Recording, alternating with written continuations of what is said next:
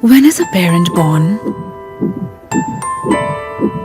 When your world changes in a moment? Nani?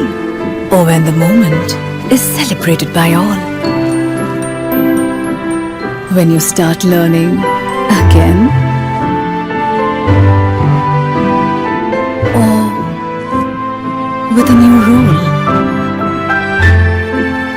Is it your child's first breath?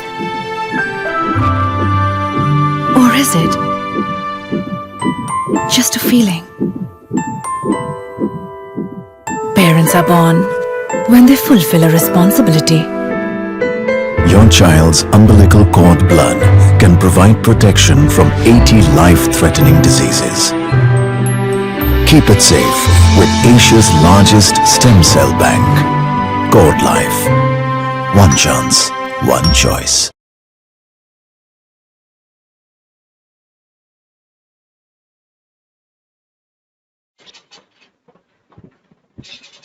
Good morning, everyone. We are starting today's session. I am Mangesh Mankar. I represent Life, brought to you by Cod Life in association with Thanawala Maternity. Thanawala Maternity is associated with Cod Life for the spreading awareness about stem cell banking, as well as giving you all the most valuable information which is required during pregnancy. Thanawala Maternity is situated in Sector 17, Vashi, Navi Mumbai, and is dedicated to serve mother and child care. I thank Dr. Uday Thanawala for giving us this opportunity to interact with expecting parents and arrange this informative session for them. Basically, why I am here, it is because Cod Life, where I work, is a stem cell bank. We preserve stem cells from umbilical cord blood and umbilical cord tissue as well. So, since we are preserving umbilical cord blood and cord tissue, that is possible only at the time of birth of the baby. So, the planning should start during pregnancy for the same. So, that is why this information is being passed to you. Basically, Codlife is a multinational company since last 21 years. Started way back in 2001 in Singapore, which makes it the oldest and the most experienced stem cell bank. Codlife is present in India since 2008 in India. So now more than 12 years in India also. So the most experienced stem cell bank. And we are having a presence in 210 cities, which makes it a pan-India presence. We are financially more stable because we are listed on two stock exchanges like एक Singapore Stock Exchange, the other one is a Malaysia Bursa. And Cod Life India is 100% subsidiary of Cod Life Singapore. This umbilical cord blood that we preserve contains potential stem cells. They are useful for treating life-threatening diseases in future. That is why we are preserving them, umbilical cord blood stem cells. Also, umbilical cord tissue stem cells contain those stem cells which are useful for treating problems related to organ and skin. So both are very important and you should preserve both. The stem cells are 100% matching to the baby, and there are very high percentage of matching to other family members like parents and siblings, and many a time they match to grandparents also, but matching is required. The stem cells are easily collected. There is no harm to mother, no harm to baby. So it is painless procedure completely. So you can rely on us for that. We have expert nurses, phlebotomists to collect the stem cells. Actually, the stem cells are body's master cells or mother cells. We call it as master cells because there is a master key which can open any lock. Similarly, the stem cells, they have the capacity to form other cells of our body. So they can become nerve cell, they can become liver cell, they can become blood cell, they can become kidney cells. So they have that capacity to regenerate into other cells. And that property of those stem cells is used for treating life-threatening disorders in future. So if you preserve at the time of birth of your baby, it is like a biomedical insurance for the future of your family. It is not just for baby, it is for the family. And so there is only one chance and one choice. Only at the time of birth you can preserve. There is no other chance of preserving these stem cells. If you want to know more about stem cell banking, please call us.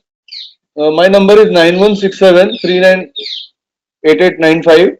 I will put my number in chat box also, or else you can contact CordLife. We will provide you a free of cost presentation either online or offline. Please take a well-informed decision after the presentation, but at least take the presentation, go through it. Thank you so much. And with this, I hand over the session to Nigamja ma'am. Nigamja ma'am, requesting you to be start your camera, come visible, so that all of them can see you. Hello, ma'am. So Hello, over to you, thank you, ma'am. Mangesh. Yeah, please take the session in your hand, and after this, it will be done by Swati ma'am. So both will give you valuable information as per the today's topic. So please be attentive and please take full advantage of today's session. Thank you so much. Take care. Thank you. Thank you. Thank you, Mangesh. Thank you, ma'am. Very good morning, everyone. So welcome you all on behalf of Dr. Thanawala Maternity and on behalf of CordLife. Myself, my Nigamaja. I'm a physiotherapist, childbirth educator and lactation counselor. तो ये बहुत अच्छी बात है कि आप लोगों ने टाइम निकाला संडे मॉर्निंग में अपना नींद छोड़ के and you are here to understand more about अपने प्रेगनेंसी के बारे में, how you can stay well and comfortable throughout your pregnancy. So don't worry, we will not disappoint you. So मैं आपको ये सेशन में क्या क्या होने वाला है पहले आपको बता देती हूँ, like what we will be doing generally. So ये क्लासेस जो है it is meant to be couple classes. So अगर आपके हस्बैंड है घर पे तो उनको भी आप साथ में बैठने के लिए बोल सकते हैं, क्योंकि दोनों जन साथ में प्रिपेयर होंगे, दोनों जन साथ में अंडरस्टैंड कर लेंगे, it is going to be better. अगर आपके मम्मी है, मदर इन लॉ है जो आपको सपोर्ट करेंगे, हेल्प करेंगे प्रेगनेंसी में, आफ्टर डिलीवरी, ब्रेस्ट फीडिंग के टाइम में, उनको भी साथ में रखेंगे तो आपको ज्यादा फायदा होगा, क्योंकि फैमिली का सपोर्ट बहुत जरूरी है फॉर अ प्रेग्नेंट लेडी. सो अगर आपके हस्बैंड है, मदर इन लॉ है, एटलीस्ट जो भी फ्री अवेलेबल है, एटलीस्ट हस्बैंड को तो साथ में बैठने को बोलिए. ये 2 घंटे का ही टाइम है तो हमारा लाइक 1 o'clock को खत्म हो जाएगा. सो उनको ज्यादा जो भी अंडरस्टैंडिंग अच्छे से करने को होगा, जो भी डाउट्स है वो क्लियर करने को हो जाएगा. So please invite them to attend the class now. Okay, तो आज के सेशन जो है तो इसमें हम क्या क्या करने वाले हैं, तो प्रेगनेंसी में कैसा अपने आप को केयर करना है उसके बारे में मैं पहले डिस्कस करने वाली हूँ. उसके बाद एक्सरसाइज, प्रेगनेंसी में कौन सा एक्सरसाइज सेफ है, क्या हम कंफर्टेबली कर सकते हैं, तो कुछ एक्सरसाइजेस हम आज करेंगे, राइट. तो आप एक्सरसाइज के लिए थोड़ा अपना क्लोथ्स भी लाइक पैजामा कुर्ता ऐसा कुछ पहन सकते हैं, एंड एक चेयर रख सकते हैं जिधर आपको बैठ के एक्सरसाइज करने में आसानी होगी.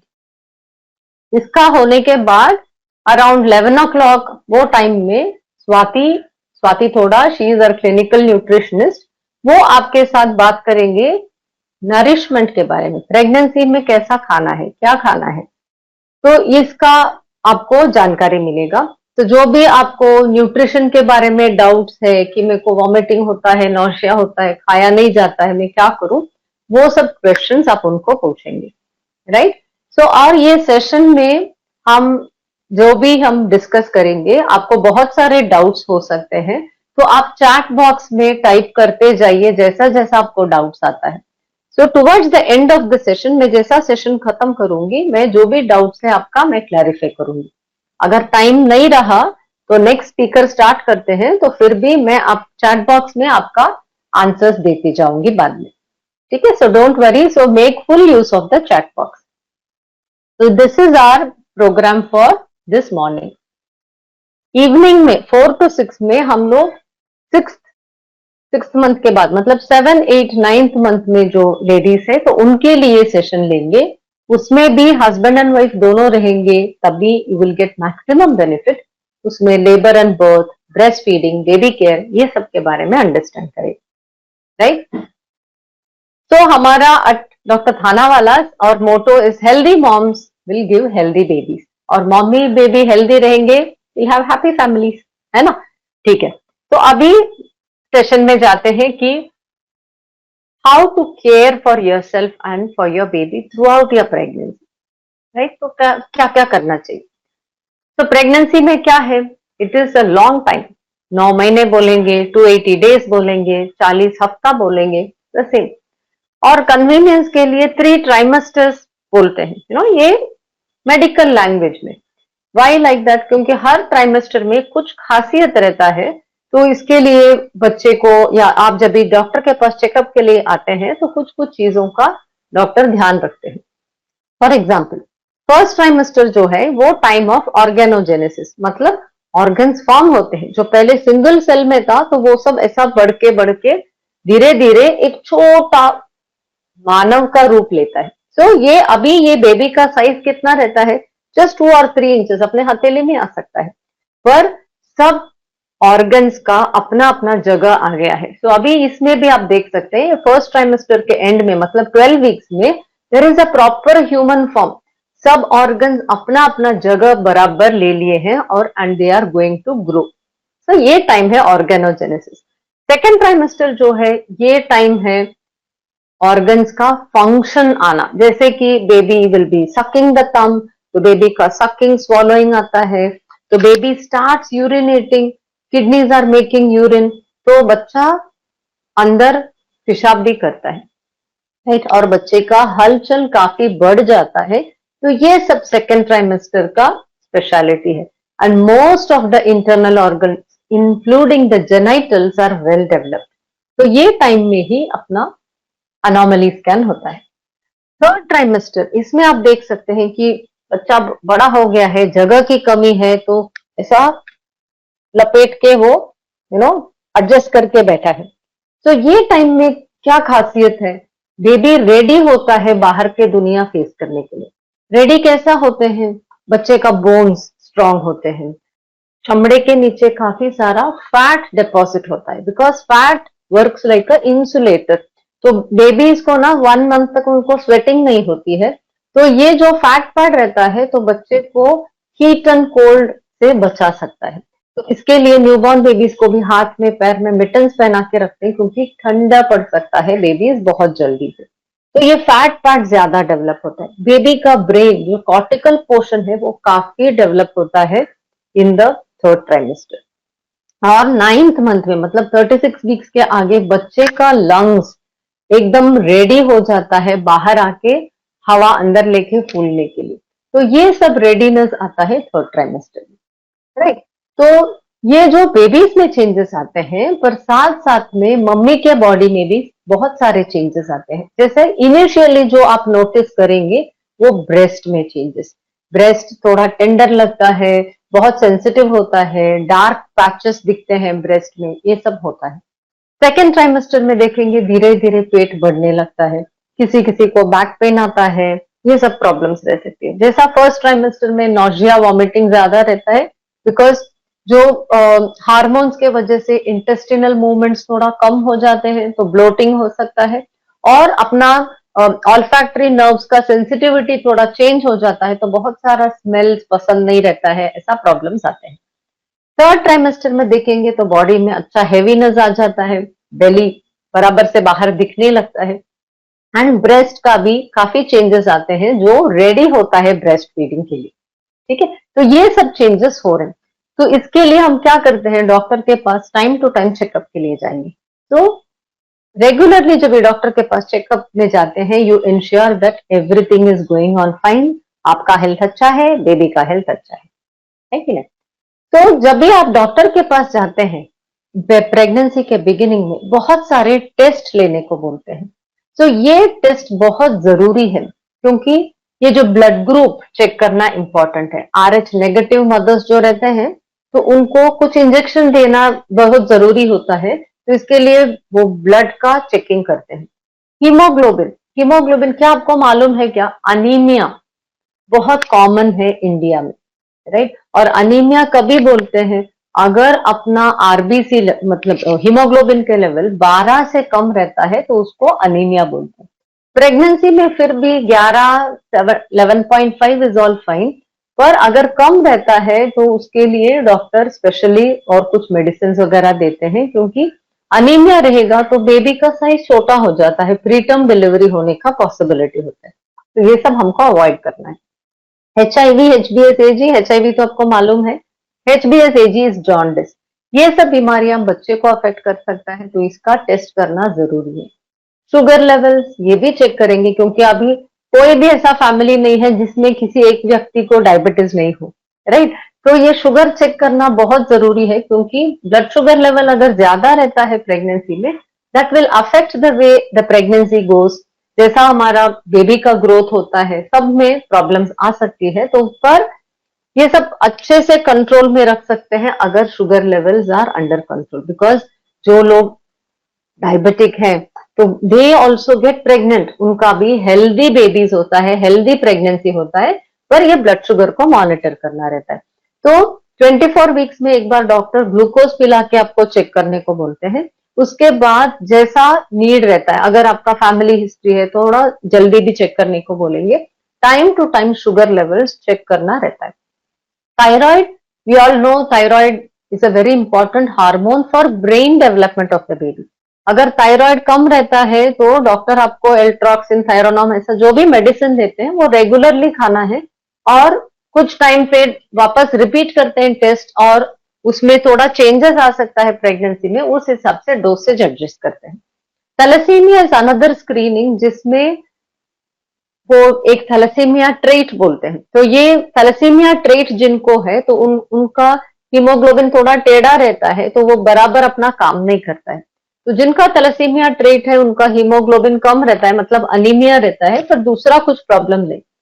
अगर दोनों पेरेंट्स को थैलेसीमिया ट्रेट है तो फिर बेबी को थोड़ा ज्यादा ही प्रॉब्लम आने का पॉसिबिलिटी है, तो इसके लिए ये चेक करते हैं। तो इससे हम टिक मार्क करते जाएंगे, ये सब ठीक है, ये ठीक है, ये ठीक है, ये बहुत जरूरी है ना, तो वही करते हैं। फर्स्ट ट्राइमेस्टर में एक इंपॉर्टेंट स्क्रीनिंग होता है, तो इसमें डबल मार्कर करते हैं, plus they do a NT scan, nuchal translucency का स्कैन करते हैं। एक स्कैन रहता है, एक ब्लड टेस्ट रहता है, और रिपोर्ट इस तरह का कुछ मिलता है। तो हमको ये जो मार्किंग्स दिया जाता है, you can see this marking ना, वो इधर है जो छोटा ब्लैक वाला, we want the marking to be in the green zone. अगर ग्रीन जोन में है हमारा रिस्क फैक्टर बहुत कम है, अगर येलो जोन में है तो थोड़ा मॉडरेट रिस्क है, और पिंक जोन में है तो ज्यादा रिस्क है। तो उस हिसाब से आगे का टेस्ट करने को बोलते हैं। सो डोंट वरी, अगर हमारा रिस्क फैक्टर थोड़ा ज्यादा है तो उसका मतलब कुछ बेबी में कुछ प्रॉब्लम है ऐसा नहीं है, it is only a risk factor calculator, right? So is again हमको टिक मार्क करने के लिए ये इंपॉर्टेंट है।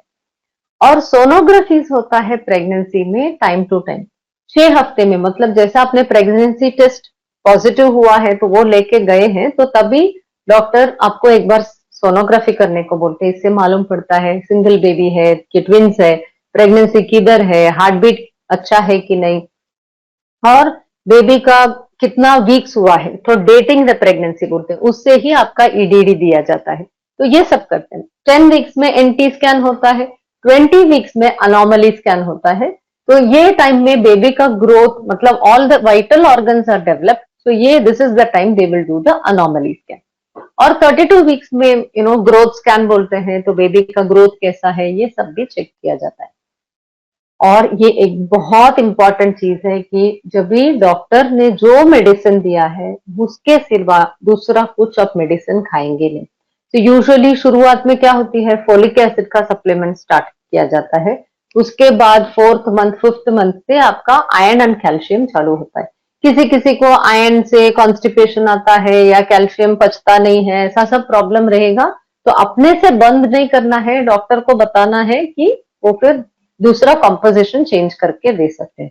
पर ये खाना बहुत जरूरी है, क्योंकि कैल्शियम अगर आपने कम खाया, कुछ लोगों को लगता है कि नहीं मैं डाइट से ही पूरा कैल्शियम खाऊं, तो वो पॉसिबल नहीं है क्योंकि बेबी का नीड बहुत ज्यादा है। तो अगर हम लोगों ने एक्स्ट्रा कैल्शियम नहीं लिया, अपने बोन से कैल्शियम लीच होके बेबी को जाता है, तो इससे आपको ऑस्टियोपोरोसिस हो जाएगा, हड्डी जल्दी से टूटने का पॉसिबिलिटी होता है, एक्स एंड पेन्स ज्यादा होते हैं। सो कैल्शियम लेना भूलना मत। And other things to avoid, ये सब ऑलरेडी आपको मालूम भी रहेगा। स्मोकिंग नहीं करना है, अल्कोहल नहीं पीना है।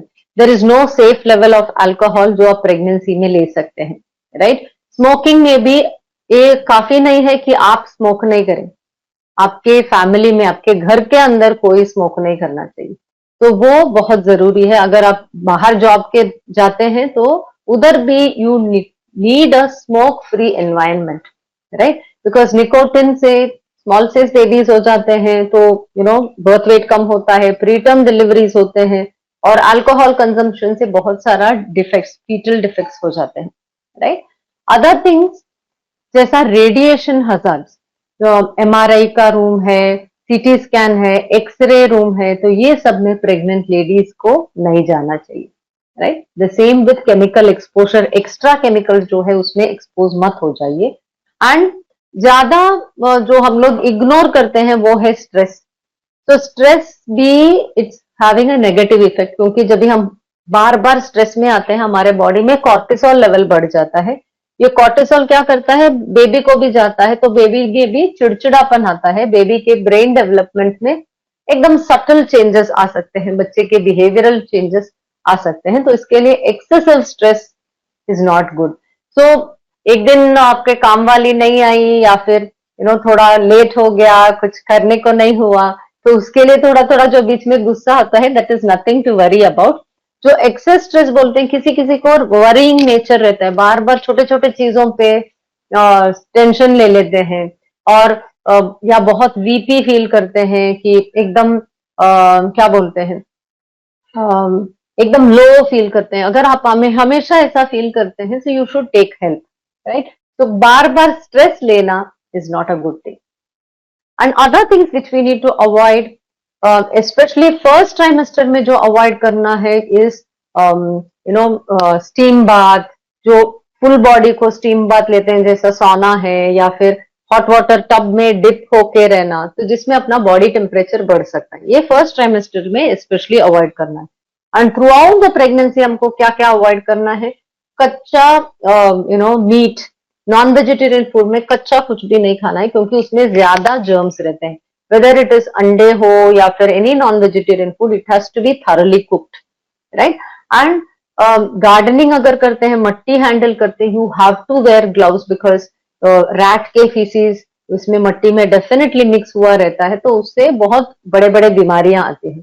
Same with stray cats and dogs. तो हम स्ट्रे कैट, स्ट्रे डॉग्स देखते हैं, बहुत क्यूट बहुत दिखते हैं, पर उसको जाके पेट मत करो, क्योंकि घर में आपके पेट रहेंगे तो उसका तो वैक्सीन वगैरह दिए होंगे, तो बाहर का एनिमल्स के लिए वो सब नहीं रहता है, उससे भी बहुत बीमारियां आती है। सो हमको क्या क्या करना है, न्यूट्रिशियस फूड खाएंगे, एक्टिव रहेंगे, कीप योरसेल्फ फिट। प्रेगनेंसी कुछ बीमारी नहीं है, तो हमको ये नहीं करना है, वो नहीं करना है, बैठे रहना है, ऐसा कुछ नहीं। जो हम लोग ने डिस्कस किया, फ्यू थिंग्स जो हम नहीं करेंगे, बाकी बहुत सारी चीजें हम कर सकते हैं, राइट। एंड जो डॉक्टर एडवाइस देते हैं उसको फॉलो करना चाहिए, right. And very important to stay happy, क्योंकि बाहर का वातावरण हम पूरा चेंज नहीं कर सकते, पर अंदर का वातावरण अपने हाथ में है, तो वो definitely it is not impossible to keep ourselves happy. तो उसके लिए जो भी लगता है, अगर गाने सुनना है, कुछ whatever you like to listen to और like to do which will make you happy, वो सब हम कर सकते हैं, so that you stay happy and positive. तो ये आरसीओजी का गाइडलाइंस है, just want you to have a look. इसका सारांश ये है कि there are so many packeted things, जो प्लास्टिक्स में हम लोग खाना लेके आते हैं, तो वो सब अवॉइड करना चाहिए। नॉन स्टिक फ्राई पैन्स, जिससे वो केमिकल जा सकता है, न्यूली पेंटेड होम्स, वो पेंट का fumes, these are all hazardous chemicals. तो जब भी हम इनहेल करते रहते हैं बार बार, तो इससे it is not recommended, pregnancy में भी नहीं, ड्यूरिंग ब्रेस्ट फीडिंग में भी नहीं। तो अगर आप सोच रहे हैं घर का रेनोवेशन करना है, ये रीपेंट करना है, वो रीपेंट करना है, stay away from that room, because वो पेंट का स्मेल जाने तक आपको वेट करना है। ओके, तो अपने आप को कैसा केयर करें प्रेगनेंसी में? सो ये 4 एस्पेक्ट्स बहुत इंपॉर्टेंट है, skin care, genital care, breast care and emotional care. Skin में ये सब चेंजेस आते हैं, ये सब नॉर्मल है। स्ट्रेच मार्क्स आना नॉर्मल है, फेस में ब्लैक लाइक ब्राउनिश पैचेस आना नॉर्मल है, वो पूरा बॉडी में कहीं भी आ जाता है। और ये जैसा स्पाइडर नीवाई बोलते हैं, लाइक सुपरफिशियल कैपिलरी थोड़ा थोड़ा डायलेट होते हैं, तो इसके वजह से ऐसा पैचेस में you feel blotching type of appearance, ये सारे नॉर्मल है, right? So don't waste your time, money on beauty products to change all of this. ये प्रेगनेंसी के चेंजेस है, जैसा आपका बेबी आ जाएगा फ्यू मंथ्स में, ये सब धीरे धीरे निकल जाते हैं, राइट? पर how we can care for the skin? Daily bath लेना है एंड थोड़ा मॉइस्चराइजिंग क्रीम अप्लाई कर सकते हैं, राइट? सो अगर आपके पास ज्यादा टाइम नहीं है, कुछ लोग डरते हैं कि मॉइस्चराइजर में ये है, वो है, पैराबेन है, ये है, so then you can apply coconut oil. So that will also work like a very good moisturizer.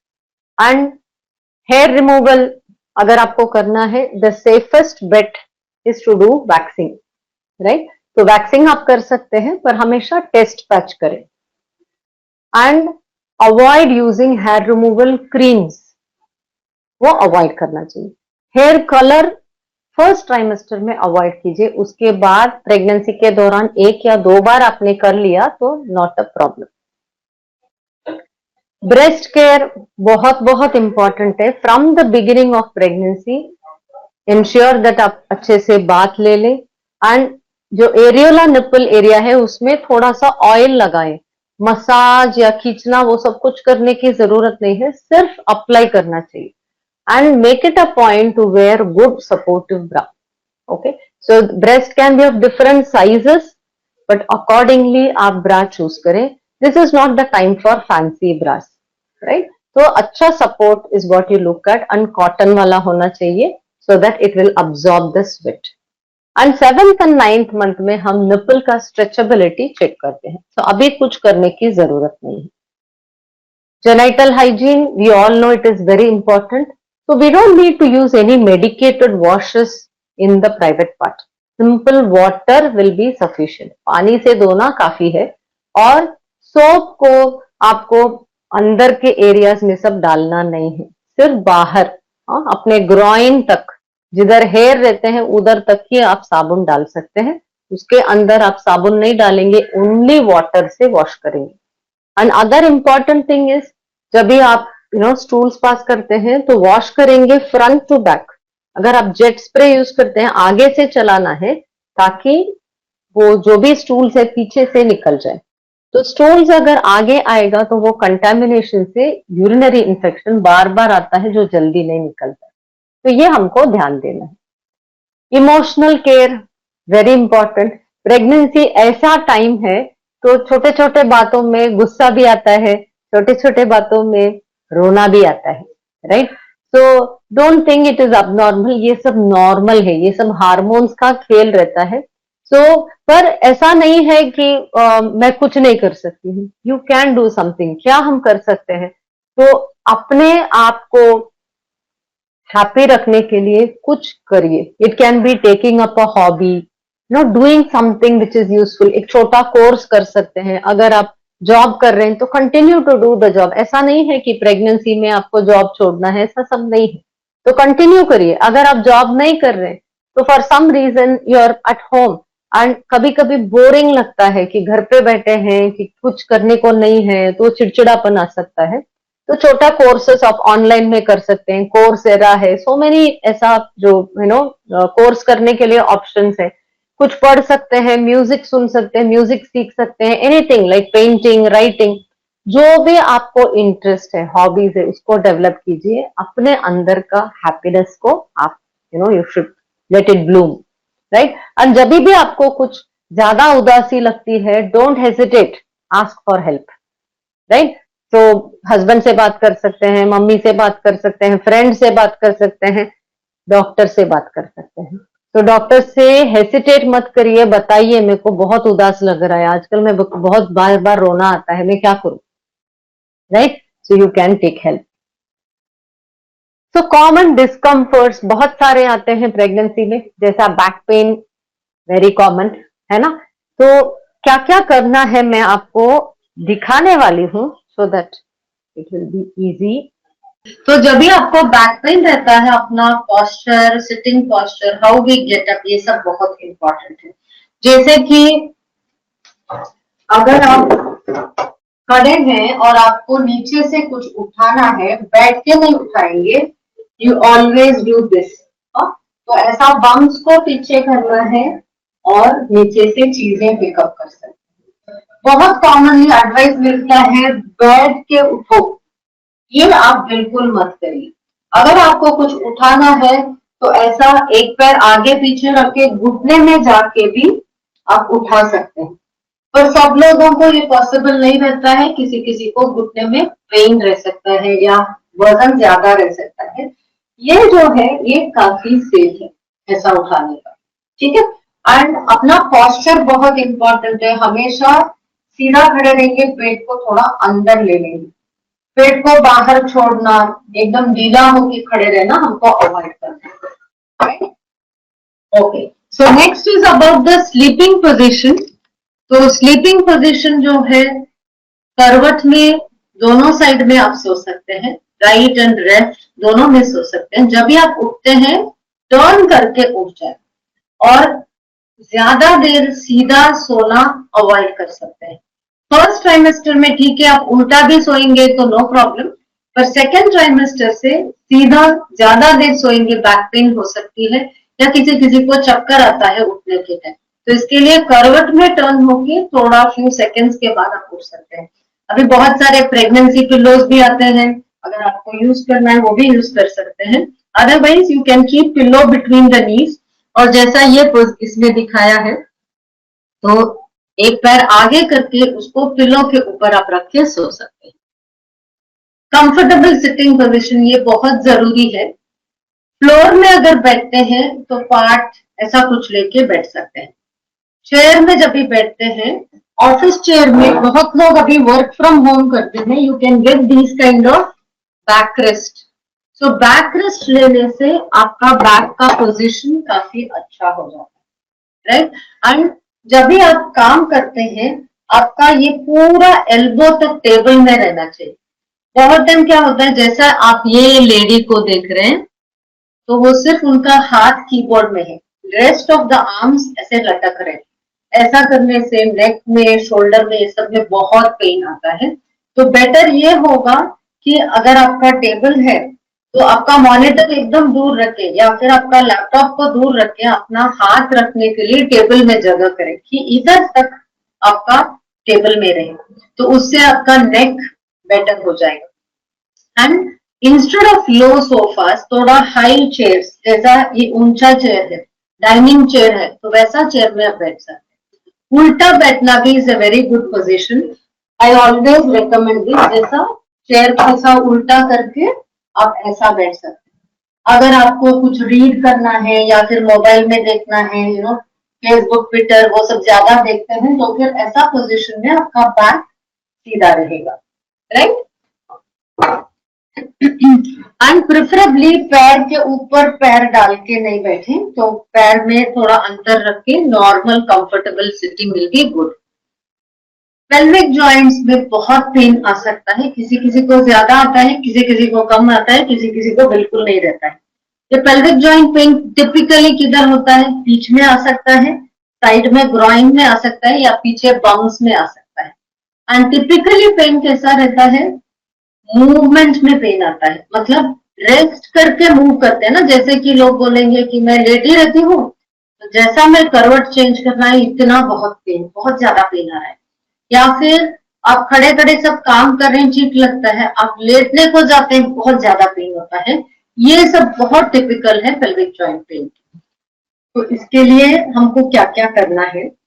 कि जब भी आप बैठते हैं, ये बहुत इंपॉर्टेंट है, ध्यान रखिए इसलिए, तो अपना बैक ज्यादा तलक स्ट्रेट रखिए। तो मैं आपको दिखाती हूँ। तो बहुत टाइम हम लोग क्या करते हैं, ऐसा बैठ जाते हैं आगे करके, तो आपको ऐसा पीछे करके बैठना है और बैक ज्यादा स्ट्रेट रखना है, तो इससे पेल्विक जॉइंट में पेन कम होती है। लो सोफास में नहीं बैठे, ये भी बहुत इंपॉर्टेंट है। एंड देन जब भी आप बैठे हैं तो एक साइड में वजन मत लीजिए। बहुत टाइम क्या होता है, हमको ऐसा माउस ऐसा पकड़ने का आदत रहता है, एक बम में वजन जाता है, तो वो हम अवॉइड कर सकते हैं। पैर के ऊपर पैर डाल के बैठते हैं, या जब भी खड़े रहते हैं एक पैर में ज्यादा खड़े रहते हैं, ये सबसे प्रॉब्लम्स हो सकती है, तो वो हमको अवॉइड करना चाहिए, राइट। एंड टू व्हीलर्स नहीं चलानी है आपको, अगर आपको पेल्विक जॉइंट पेन रहता है तो। एंड जो पैजामास वगैरह पहनना है बैठ के पहने, खड़े रह के पैर उठाने से कभी कभी आपको बहुत पेन हो सकती है, राइट। और जब भी पेल्विक जॉइंट पेन रहता है, बहुत लोगों को नीचे बैठने उठने में तकलीफ होती है। So I will tell you what you can do. You can take something like a bathroom stool ऐसा, और जब भी आपको बैठना रहेगा, नीचे का समझो नीचे का कवर्स खोलना है, तो उसमें बैठ सकते हैं और नीचे का सामान जो भी निकालना है कर सकते हैं। रेफ्रिजरेटर खोलना है, बैठेंगे, खोल के सब्जी लेके प्लेटफॉर्म में रख सकते हैं। Then it becomes easier to get up from this position, right. So ये फुटस्टूल है, तो रखना आपके लिए बहुत यूजफुल रहेगा। एंड फुटवेयर में भी ध्यान दीजिए, अभी हम बाहर किधर जा रहे हैं पूछ रहे ना फुटवेयर का यूज बहुत कम हो गया है, पर अगर आप बाहर वॉकिंग के लिए जाते हैं तो ऐसा वाला फुटवेयर प्रेगनेंसी में अच्छा है। शूज पहन के जा सकते हैं। जब भी चप्पल चाहिए तो ऐसा ब्रॉड बेस्ड, जितने पट्टी भी ज्यादा बड़े बड़े मोटे मोटे हैं कि प्रेशर नहीं आ जाए, और चौड़ा वाले फुटवेयर पहनेंगे, that will be better. And ज्यादा आपको सपोर्ट देना चाहिए, एकदम पतले पतले इलास्टिक स्ट्रैप्स, ऐसा एकदम फैंसी वाले फ्लिप फ्लॉप्स, तो ये सबसे हमारा बैलेंस खराब हो जाता है। एकदम फ्लैट चप्पल नहीं पहनेंगे, एकदम हाई हील्स भी नहीं पहनेंगे, बहुत बंद टाइट वाले शूज नहीं पहनेंगे। ड्राइविंग, अगर आपको पहले से आदत है ड्राइविंग करने की तो करिए, no problem, but do wear your seat belt. Two wheelers no, ठीक है। So with this we come to an end of this session. We are going to be doing the exercises. So I want to give you a minute or two so that आप थोड़ा पानी वानी P सकते हैं, क्योंकि अभी हमको exercise करनी है। Blood and urine common in pregnancy? नहीं, you have to check with your doctor. आपको चेक करना है दिव्या, डॉक्टर को बताइए, बिकॉज कुछ इन्फेक्शन रहेगा तो वो सब रीजंस हो सकते हैं, तो डॉक्टर को दिखाना है, चेक करना है। ओके, ठीक है। So you can continue to add your questions, बाद में मैं सारे आंसर कर लूंगी। प्रेगनेंसी में एक्सरसाइज करना है क्या? हाँ, करना है, बहुत जरूरी है, क्योंकि आपको ये सारे बेनिफिट्स मिलेंगे जब भी आप एक्सरसाइज करेंगे।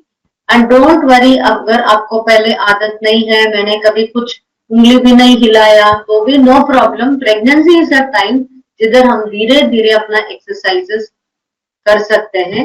एंड हियर हम कुछ वेट लॉस ऐसा कुछ हमारा आइडिया नहीं है, हमारा आइडिया है to stay fit through the pregnancy. Aches and pains वगैरह कम होना चाहिए, वो बहुत आसानी से हो जाती है, सिंपल इजी एक्सरसाइजेस, ठीक है। और जो हम एक्सरसाइज जो प्रेगनेंसी के लिए हम प्लान करते हैं, सो ये सारे एक्सरसाइजेस होनी चाहिए, सिर्फ वॉकिंग काफी नहीं रहेगा। Walking of course is very good, but सिर्फ वॉकिंग काफी नहीं रहेगा। तो एक्सरसाइज जो हम प्रेगनेंसी में करेंगे, ये 3 S याद रखना है। You have to be simple, बहुत कॉम्प्लिकेटेड एक्सरसाइज करने की जरूरत नहीं है, सिंपल काफी है। And it should be safe, ये सबको बहुत इंपॉर्टेंट लगता है ना, क्योंकि safety is very very important when we are doing exercise. And it should be sufficient to keep fit, right. तो जो हम एक्सरसाइज करेंगे वो अपना फिटनेस थोड़ा बढ़ाना चाहिए, राइट। हमको जो रीजन के लिए हम एक्सरसाइज करते हैं वो होना चाहिए। तो ये 3 S हमारे एक्सरसाइज से पूरी हो जाती है।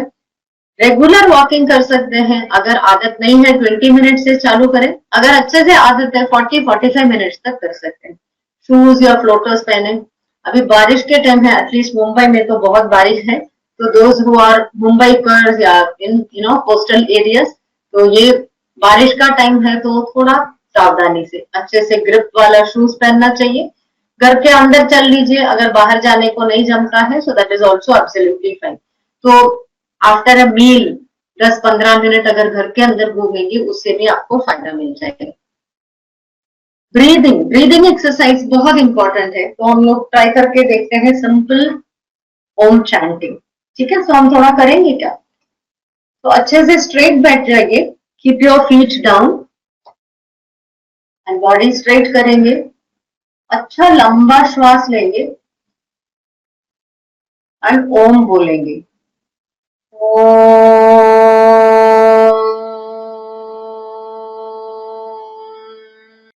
और 2 बार करते हैं।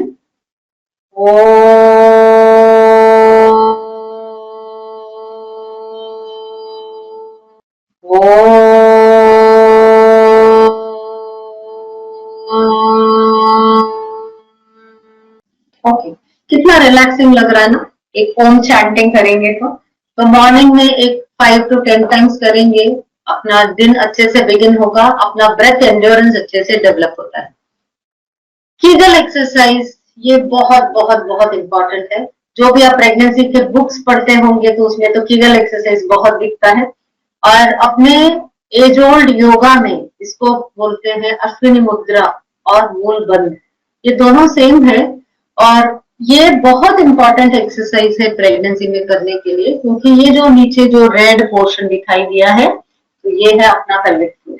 अब देखिए वो कैसा, वो अपना यूट्रस है, हाँ इधर बेबी है, इधर अपना बाउल है और इधर अपना ब्लैडर है, तो ये सबको सपोर्ट करता है, राइट।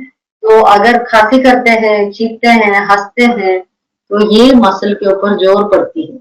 तो प्रेगनेंसी में क्या होता है, वॉमिटिंग करते हैं मॉर्निंग में, टंग क्लीन करने के टाइम थोड़ा सा यूरिन निकल सकती है। This is the first sign जो हमको बताएगा, अरे ये मसल थोड़ा सा वीक है, उसको एक्सरसाइज करा दो। तो हमको ये मसल्स का एक्सरसाइज करना चाहिए। तो कोई भी पोजीशन में हम कर सकते हैं, बैठ के, स्टैंडिंग में, घोड़ा घोड़ा करके, लेट के, एनी पोजीशन हम कर सकते हैं। एक्सरसाइज बहुत आसान है, तो आपको स्ट्रेट बैठना है, अभी बैठ जाइए स्ट्रेट, और ये पोजीशन में अपना वजाइनल पैसेज या यूरिन पैसेज को ध्यान में रखिए, और उसको अंदर के तरफ खींचेंगे, फिर छोड़ेंगे, अंदर खींचेंगे, फिर छोड़ेंगे। ये जब भी करने के टाइम आपको अगर लगता है मेरा पेट भी अंदर जाता है, तो हाथ पेट में रखिए, हमको पेट में खींचना है, ठीक है। सिर्फ नीचे का मसल को खींचेंगे, फिर रिलैक्स करेंगे, अगेन खींचेंगे, रिलैक्स करेंगे। क्या आप श्वास को भी खींच रहे हैं? ऐसा अगर कर रहे हैं तो इसमें ध्यान रखिए कि मेरे को ये नहीं खींचना है, सिर्फ नीचे से खींचेंगे, रिलैक्स, नीचे से खींचेंगे, रिलैक्स। थोड़ा टाइम लगेगा, तो अगर आपको अच्छे से समझ में नहीं आता, ये सोच सकते हैं कि मेरे को पेशाब के लिए जाना है, नहीं अभी नहीं जाना है, रोकना है, तो कैसा रोकते हैं, कैसा सोच सकते हैं। द सेम वे हम मोशन पैसेज के लिए भी करना है। मोशन पैसेज को भी ऐसा अंदर की तरफ खींचेंगे और फिर रिलैक्स करेंगे। ट्राई करके देखिए, मोशन पैसेज अंदर खींचेंगे, फिर रिलैक्स करेंगे, अगेन अंदर खींचेंगे, फिर रिलैक्स करेंगे, और एक बार अंदर खींचेंगे, फिर रिलैक्स करेंगे, ठीक है। तो ये हुआ हमारा कीगल एक्सरसाइज। करना बहुत बहुत बहुत जरूरी है, दिन में 4-5 बार कम से कम ये एक्सरसाइज आप जरूर करें, ठीक है। ओके, सो नेक्स्ट है हमारा पेट का मसल। ये हमारा पेट का मसल जो है, हम लोगों को हमेशा इसमें ध्यान रहता है कि ये पेट का मसल ढीला हो जाएगा प्रेगनेंसी के दौरान, तो आफ्टर डिलीवरी मेरा पेट लूज रहेगा, पहले के कपड़े फिट नहीं होंगे, तो ऐसा हमको माइंड में टेंशन रहता है ना। तो टेंशन मत करो, थोड़ा थोड़ा एक्सरसाइज करेंगे पेट के लिए स्पेसिफिकली, तो अपना पेट का मसल बहुत ढीला नहीं हो जाएगा। ये देखिए हमारा नॉर्मल अब्डोमिनल मसल है और ये प्रेगनेंसी में, तो प्रेगनेंसी में क्या होता है, ये थोड़ा हट जाता है, खुल जाता है बेबी को अकोमोडेट करने के लिए। तो ये हमको ध्यान में रखना है कि पेट के लिए थोड़ा एक्सरसाइज करें। तो पेट के लिए जो एक्सरसाइज हम प्रेगनेंसी में करेंगे इसको बोलते हैं पेल्विक टिल्ट। ओके, तो ये पेल्विक टिल्ट कैसा करना है अभी हम बैठ के करके देखते हैं। तो आपको क्या करना है, स्ट्रेट बैठेंगे और ये पोजीशन से गोल करेंगे। तो सबसे गोल वाला पोजीशन, फिर वापस सबसे सीधा पोजीशन, गोल करेंगे सीधा करेंगे। तो इससे हमारा पेट का मसल और बैक का मसल दोनों बार बार काम करते हैं, ठीक है। और इससे अगर आपको बैक में पेन होता है तो वो भी कम हो जाएगा। तो सेम थिंग हम ऐसा क्रॉल पोजीशन में भी कर सकते हैं, जैसा कैट एंड कैमल एक्सरसाइज रहता है वो इसके लिए। दूसरा एक्सरसाइज जो है आपको साइड से आपको अच्छे से पता चलेगा, ये हाथ आपको पेट में रखना है और हल्के से पेट को अंदर खींचना है। ये अगर आपको इसको बराबर समझना है, यू थिंक, और फोटो के लिए जब ये पोज देते हैं हमको कैसा पेट नहीं दिखाना रहता है नॉर्मली, प्रेगनेंसी में नहीं, बाकी टाइम में पेट तो अंदर खींच लेते हैं ना, तो वैसा ही आपको पेट को हल्के से अंदर रखना है, तो नॉर्मल ब्रीदिंग करेंगे। तो ये करने से हमारा डीप बेली मसल्स जो है तो वो एक्टिव रहेंगे। तो वो एक्टिव रहेगा, पेट बहुत ढीला नहीं पड़ जाएगा। आफ्टर डिलीवरी आपका recovery will be very fast, ठीक है। सिंपल स्ट्रेचेस बहुत जरूरी है, तो ये वाला स्ट्रेचेस ऐसा कर सकते हैं। तो दोनों हाथ ऊपर स्ट्रेच करेंगे, अभी काफी टाइम से बैठे हैं, उधर से sideways stretch, stretch like this. ये बहुत अच्छा एक्सरसाइज है आपके रिब्स में या अपर बैक में जो पेन है उसको खत्म करने। सेम में आप ऐसा कर सकते हैं, आपके ट्राइसेप्स मतलब आर्म के मसल को हम स्ट्रेच करेंगे, same on the other side, right. Another good stretch is for the calf muscles. आप खड़े होके कर सकते हैं इसको, कि एक पैर आगे और दूसरा पैर पीछे, तो पीछे वाले पैर में हमको स्ट्रेच मिलेगा, राइट। तो ये बहुत अच्छा एक्सरसाइज है क्रैम्प्स को खत्म करने के लिए। बहुत लोगों को रात में काफ मसल्स में बहुत पेन आता है, रात को क्रैम्प्स आता है, तो ये कर सकते हैं रात को सोने के पहले। वैसा ये एंकल पंप्स भी बहुत इंपॉर्टेंट एक्सरसाइज है, जिससे ब्लड में सर्कुलेशन अच्छा जाएगा। एक 10 या 20 टाइम आप आराम से कर सकते हैं, कुछ पकड़ के करिएगा ताकि आपको बैलेंस मैनेज करने को इजी हो जाए, ठीक है। ये करने से आपका क्रैम्प्स नहीं आएगा।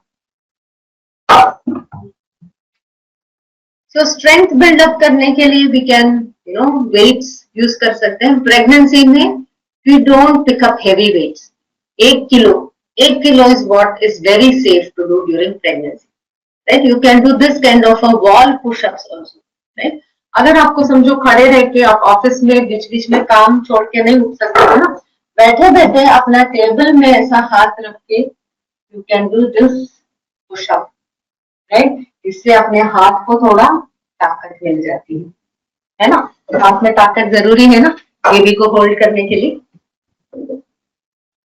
लेग के लिए ये सब एक्सरसाइजेस कर सकते हैं, साइड लिफ्ट्स करेंगे, नी ओपनिंग कर सकते हैं, हाफ स्क्वाट्स कर सकते हैं। So I will show you one good exercise which is the weeny squat. तो आप हाफ स्क्वाट भी नहीं कर पाएंगे, अगर समझो वजन ज्यादा है, नी में पेन हो सकता है, सिर्फ इतना इतना छोटा छोटा आप नी को बेंड कर सकते हैं लाइक दिस लिटिल बिट। तो ये आसान है, तो बीच में वर्क के बीच में या जब भी आप खड़े हैं या चाय बना रहे हैं तो उधर आप ऐसा small knee bend and stretch कर सकते हैं। तो इससे आपके leg muscles will be active and it will be good. तो वैसा ही बैठे बैठे भी आप पैर को लंबा स्ट्रेच कर सकते हैं, स्ट्रेचिंग द लेग्स, और फुट को हिलाना बैठे बैठे। These are all very very good exercises. Exercise बहुत डिफिकल्ट वाले करने की जरूरत नहीं है, सिंपल एक्सरसाइज करें पर रेगुलरली करें। ये रेगुलर जो है ना, ये बहुत इंपॉर्टेंट है। वर्क के बीच में भी you can include little bit of exercises, जिससे हम काम करने के टाइम एकदम कंफर्टेबल तरीके से काम करें। So any aches or pains, discomfort, exercises are going to help you. So सिर्फ फिटनेस के लिए नहीं, it can work like your pain killer. अगर मुझे बैक में पेन हो रहा है, मैं एक्सरसाइज करूँ 5 मिनट के लिए, उसके बाद पेन खत्म हो जाता है, so why not use it, है ना। रिब्स में पेन आता है, ये सब जो रिब्स ओपनिंग वाले exercises are all very good. You can do breathing, breathing से भी रिब केज का पेन खत्म हो जाता है। क्रैम्प्स के लिए जैसे हम लोग ने डिस्कस किया, ये स्ट्रेचेस बहुत यूजफुल रहते हैं। So use it to reduce your pain. तो शोल्डर के लिए आप ये जो ब्रेजिंग मूवमेंट्स करेंगे ऐसा, तो इससे नेक में पेन नहीं आएगा। पैर अगर सूज रहा है तो पैर को मूवमेंट्स करना चाहिए और पैर को ऊपर रखना चाहिए। हाँ, तो कभी रखेंगे? नींद के टाइम में। आपका ऑफिस आवर्स खत्म होने के बाद थोड़ा टाइम लेट के पैर ऊपर कर लेंगे, 10-15 मिनट्स, तभी पैर का भी मूवमेंट ज्यादा करेंगे, स्वेलिंग कम हो जाए। सो जब भी एक्सरसाइज करते हैं हमको क्या अवॉइड करना चाहिए? ज्यादा सीधा लेट के एक्सरसाइज नहीं करेंगे, बहुत डीप बेंडिंग एक्सरसाइजेस नहीं करना चाहिए, जंपिंग, रनिंग, वो सब अभी नहीं करना है, and not very strenuous exercise, right. So enjoy. So pregnancy में exercise is a very integral part. अपना फिटनेस मेंटेन करने के लिए, वेट गेन को ऑप्टिमाइज रखने के लिए, जीडीएम नहीं आए, शुगर ज्यादा नहीं बढ़े, बीपी ज्यादा नहीं बढ़े, ये सारे चीजों के लिए एक्सरसाइज इंपॉर्टेंट है। And simple, safe and sufficient exercises is what you look at. ठीक है, अगर किसी को इंटरेस्टेड है for you to learn the exercises, I do the sessions online also, so I can help you with the exercises. Okay, let me see if there are questions. Can COVID vaccine be administered during pregnancy? अभी तो बोलते हैं हाँ, मुझे I am not the right person to answer this. आपको आपके gynaecologist से बात करनी है, वो जो बताते हैं, क्योंकि उनको ज्यादा अवेयरनेस रहता है उसके बारे में, उनको टाइम टू टाइम गवर्नमेंट का नोटिफिकेशन आता है, so they will be able to guide you correctly. Okay करो ना। और कुछ क्वेश्चंस है? अभी तक कुछ नहीं दिख रहे। ठीक है, तो जो भी आपके क्वेश्चंस रहेंगे आप डाल सकते हैं। So now let me invite Swati थोड़ा, our clinical nutritionist, to discuss about the nutritional needs in pregnancy. Swati, you are there? Yes, Nigam, I'm there. Good morning. Are you able to hear me? Yes, yes. थोड़ा आवाज कम आ रहा है। Is it? Is it any better now? या अच्छा है। Is up to maximum volume. Okay. All right. Swati is our clinical nutritionist and lactation counselor. So she is going to help you with your diet management. Over to you, Swati. Yes. Thank you so much, Nigam. It was very interesting to hear your thoughts. I'm sure the audience has benefited. So I should be able to present my screen now. Yes, ma'am. Your screen is visible, ma'am. Is visible, right? Perfect. All right. So I hope everybody is also able to see my screen now. So किसी को कोई specific अगर doubts हैं तो of course आप जैसे doctor निगम मिजान ने बोला वैसे ही चैट बॉक्स में क्वेश्चंस डाल सकते हैं मेरे लिए, क्योंकि कई बार मैं जो बताना चाहती हूँ वो आपको समझ में बहुत अच्छे से आ जाएगा, लेकिन बहुत बार आपके फैमिली को फूड के अराउंड बहुत सारी क्वेश्चंस हो सकती हैं। सो ऑन दैट बेसिस अगर आपको कोई स्पेसिफिक डाउट्स हैं या किसी को कुछ पूछना है, you can definitely ask me and we will discuss those as well. Correct. So just to introduce, मेरा नाम स्वाति थोड़ा है, मैं एक क्लिनिकल न्यूट्रिशनिस्ट हूँ। पिछले करीब 20 से 25 सालों से मैं प्रेगनेंसी के around webinars, seminars as well as diet planning करने में माहिर हूँ and I have been helping so many pregnant women. Doctor Thanawala के साथ हमारा एसोसिएशन करीब 15 साल से ज्यादा है और उनके क्लिनिक से ही हम अटैच्ड हॉस्पिटल से होकर पिछले 15 ईयर्स से हम लोग इस तरीके के वेबिनार्स हर मंथ के फर्स्ट या सेकंड संडे को यूजुअली कर रहे हैं। तो अगर आपके कोई फ्रेंड्स रिलेटिव्स वगैरह कोई भी आगे प्रेग्नेंट है एक्सेट्रा, और उनको अगर आपको आज का लेक्चर पसंद आया हो और अगर आपको ऐसे लगे कि उनको ये जानकारी यूजफुल रहेगी, तो उनको प्लीज बताइएगा about this webinar that is happening. हमारे साथ हमेशा कॉर्ड लाइफ से भी एक टीम जुड़ती है जो कॉर्ड बैंकिंग में आपकी मदद करती है, और वो आपके साथ कनेक्ट करके आपको कॉर्ड बैंकिंग के बारे में भी बताएं। तो you know this whole team basically work की प्रेगनेंसी के दौरान आपको क्या चीज समझना चाहिए वो पूरा 1-2 घंटे के सेशन में हम कवर करने की कोशिश करते हैं। ठीक है, सो लेट्स बिगिन। नॉर्मली कैसे हैं हम, ऐसा नहीं है कि हम प्रेग्नेंट होते हैं तभी खाते हैं, राइट? हम सारी जिंदगी खाते रहते हैं, जब से हम पैदा हुए हैं तब से हम कुछ ना कुछ तो खा ही रहे हैं। बट ज्यादा से ज्यादा फिक्र कब होती है कि प्रेग्नेंट हो जाते हैं, तब मदर ने अच्छा फूड खाना चाहिए, अच्छे क्वांटिटी में खाना चाहिए, अच्छी तरह से बनाया हुआ फूड खाना चाहिए। और कौन बनाएगा ये बड़ा चैलेंज होता है। तो ये काफी ऐसी चीजें होती है जो अगर आपको हल्के से और थोड़ी अमाउंट में पता है ना, तो आपका टेंशन सारा हट जाता है। सो डॉक्टर खानावाला यही चाहते हैं कि सारे उनके जो क्लाइंट्स हैं और भी जो क्लाइंट्स थानावाला के साथ जो नहीं जुड़े हैं, वो भी जो आज वेबिनार में प्रेजेंट है, I am sure you know ये सारी इंफॉर्मेशन आपके लिए बहुत यूजफुल रहेगी। ठीक है, सो जनरली समझते हैं प्रेगनेंसी में होता क्या है। ठीक है, तो प्रेगनेंसी जैसे डॉक्टर निगम ने भी बताया, इट इज अ 40 वीक का पूरा जर्नी। ओके, आप जब से कंसीव करते हो तब से ऑलमोस्ट 40 वीक्स प्रेगनेंसी लास्ट करती है। आपकी डिलीवरी होते होते करीब अराउंड 38 to 40 वीक्स तक चले जाता है ड्यूरेशन। तो फर्स्ट ट्राइमेस्टर जो हम बोलते हैं, पहले 3 महीने, वो काफी अहमियत रखते हैं, लेकिन उस समय कई बार आधा ट्राइमेस्टर आपको पता तक नहीं होता है कि आप प्रेग्नेंट हो, और ये आधे ट्राइमेस्टर तक ऑलरेडी आपके बच्चे का काफी हद तक का डेवलपमेंट हो चुका है। तो इसीलिए ये जरूरी है कि अगर आप प्रेगनेंसी प्लान कर रहे हो तो आप पहले से ही आपका न्यूट्रिशन सही करने की कोशिश करिए। और पहले से आप क्या सही कर सकते हैं, तो आप आपके विटामिन और मिनरल्स पे फोकस रख सकते हैं।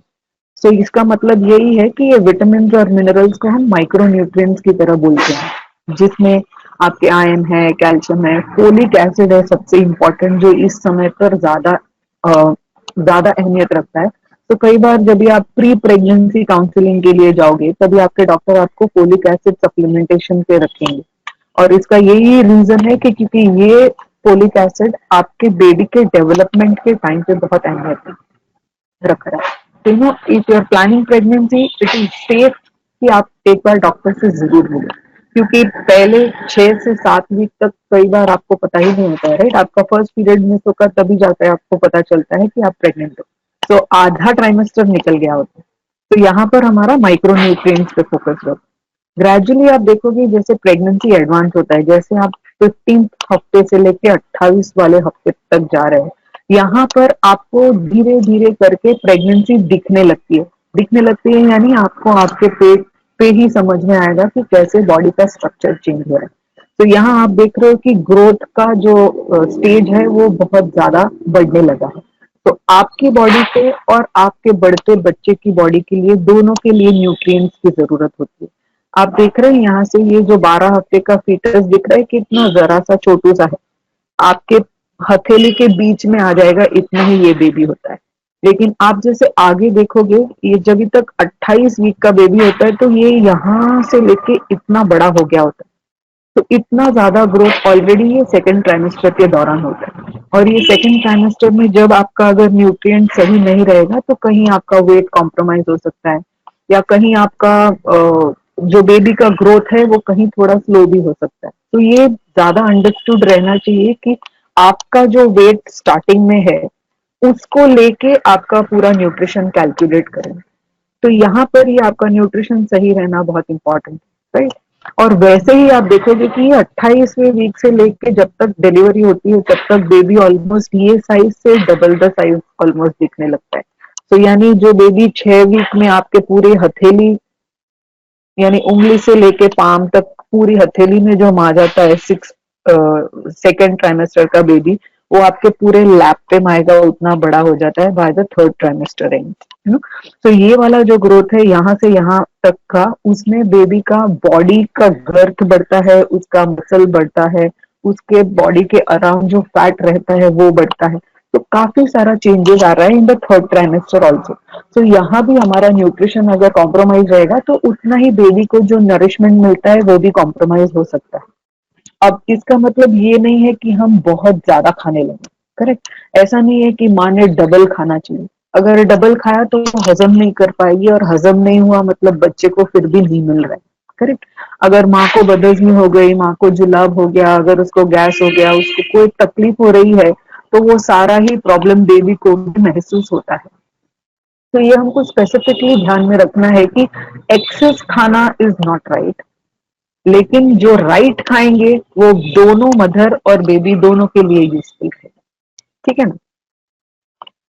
तो आप देखेंगे कैसे मदर की जो रिक्वायरमेंट है ड्यूरिंग प्रेगनेंसी उसका इस तरीके का जर्नी होता है। तो फर्स्ट ट्राइमेस्टर में आप देखेंगे ज्यादा चेंज नहीं दिखता है, बट सेकेंड ट्राइमेस्टर में काफी हद का बेली चेंज दिखेगा, और थर्ड ट्राइमेस्टर में उससे क्विकली और फास्टर बेली चेंज दिखेगा। और जब बेबी बर्थ होता है तो इस तरह आप प्रेगनेंसी जब से रहती है तब तक आप ये स्टेज के लिए राह देख के हुए होते हैं, है ना। तो इट इज सो इम्पोर्टेंट कि ये पूरा जर्नी अगर आपने एंजॉय करना है, आपको फिट रहना है, आपको हेल्दी रहना है, तो आपको दोनों ही चीज पे फोकस देना पड़ेगा। आप किस तरह से आपकी एक्टिविटी मेंटेन करेंगे, और आप किस तरह से आपका फूड और न्यूट्रिशन पे फोकस देंगे, तब जाके आपको जो प्रेगनेंसी का वेट गेन होगा वो हेल्दी होगा।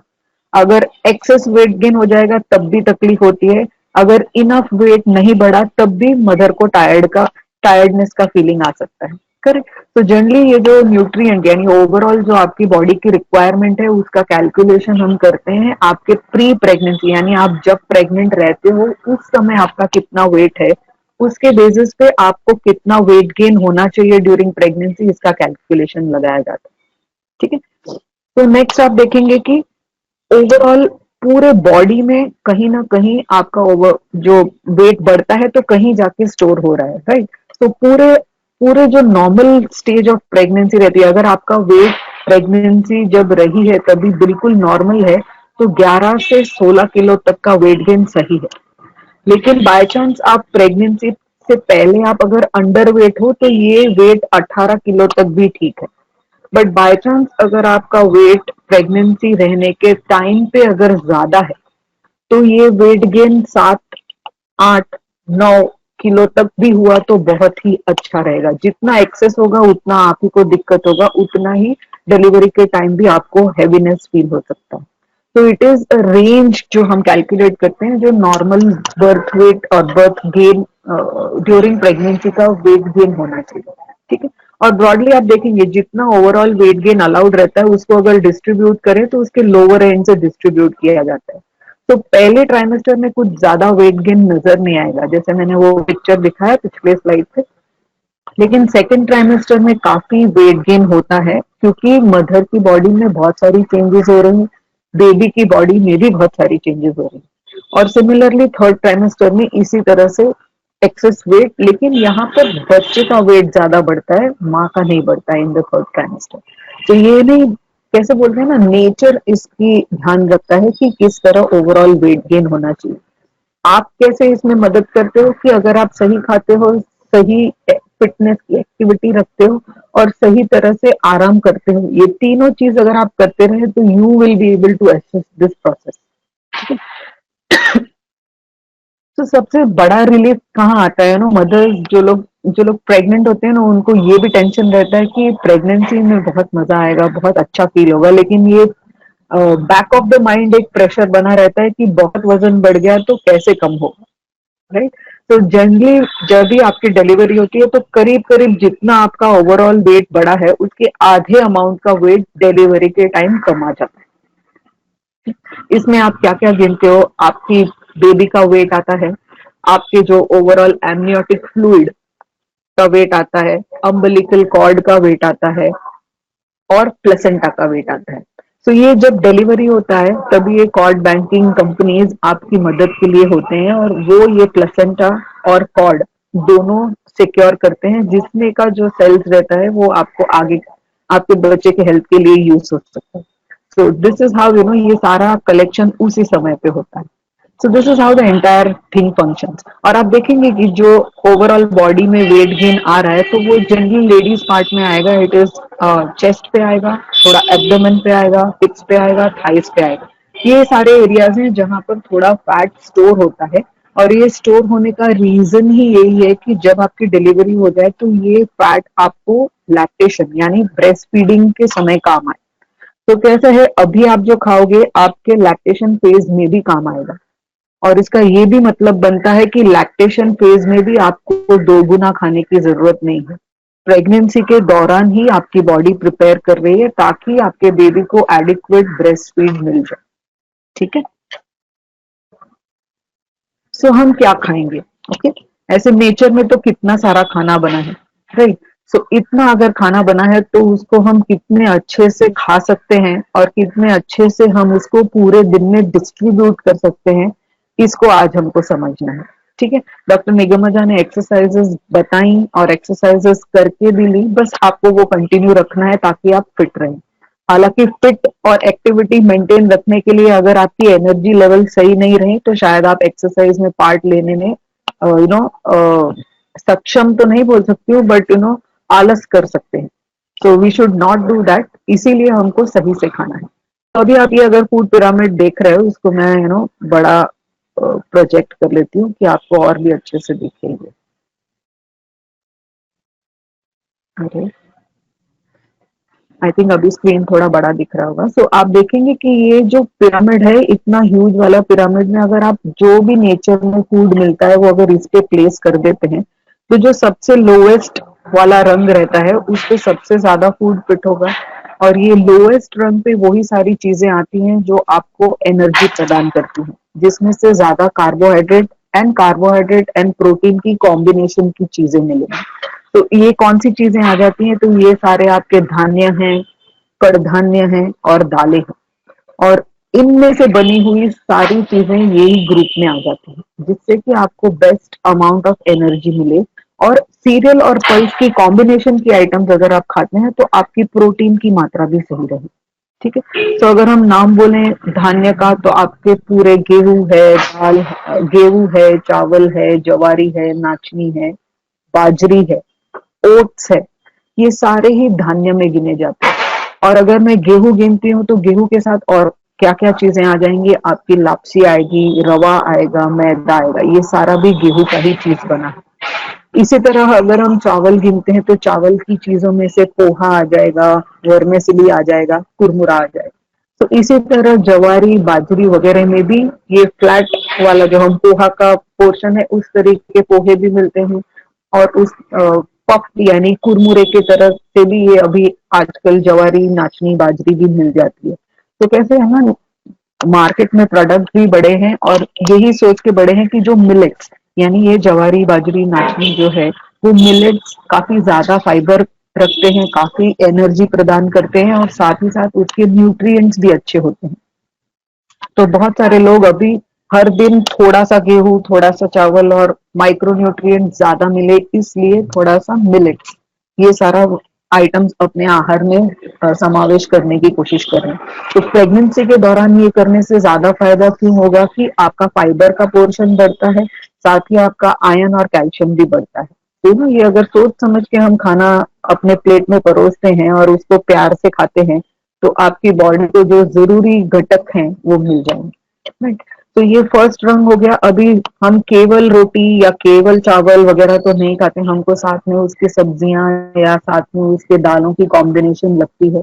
तो सेकेंड ऑफ द रंग ऑफ द लैडर जो हम गिनते हैं उसके ऊपर हम विटामिन और मिनरल्स प्रदान करने वाली आइटम्स रखते हैं, जो है कि फ्रूट्स और वेजिटेबल्स।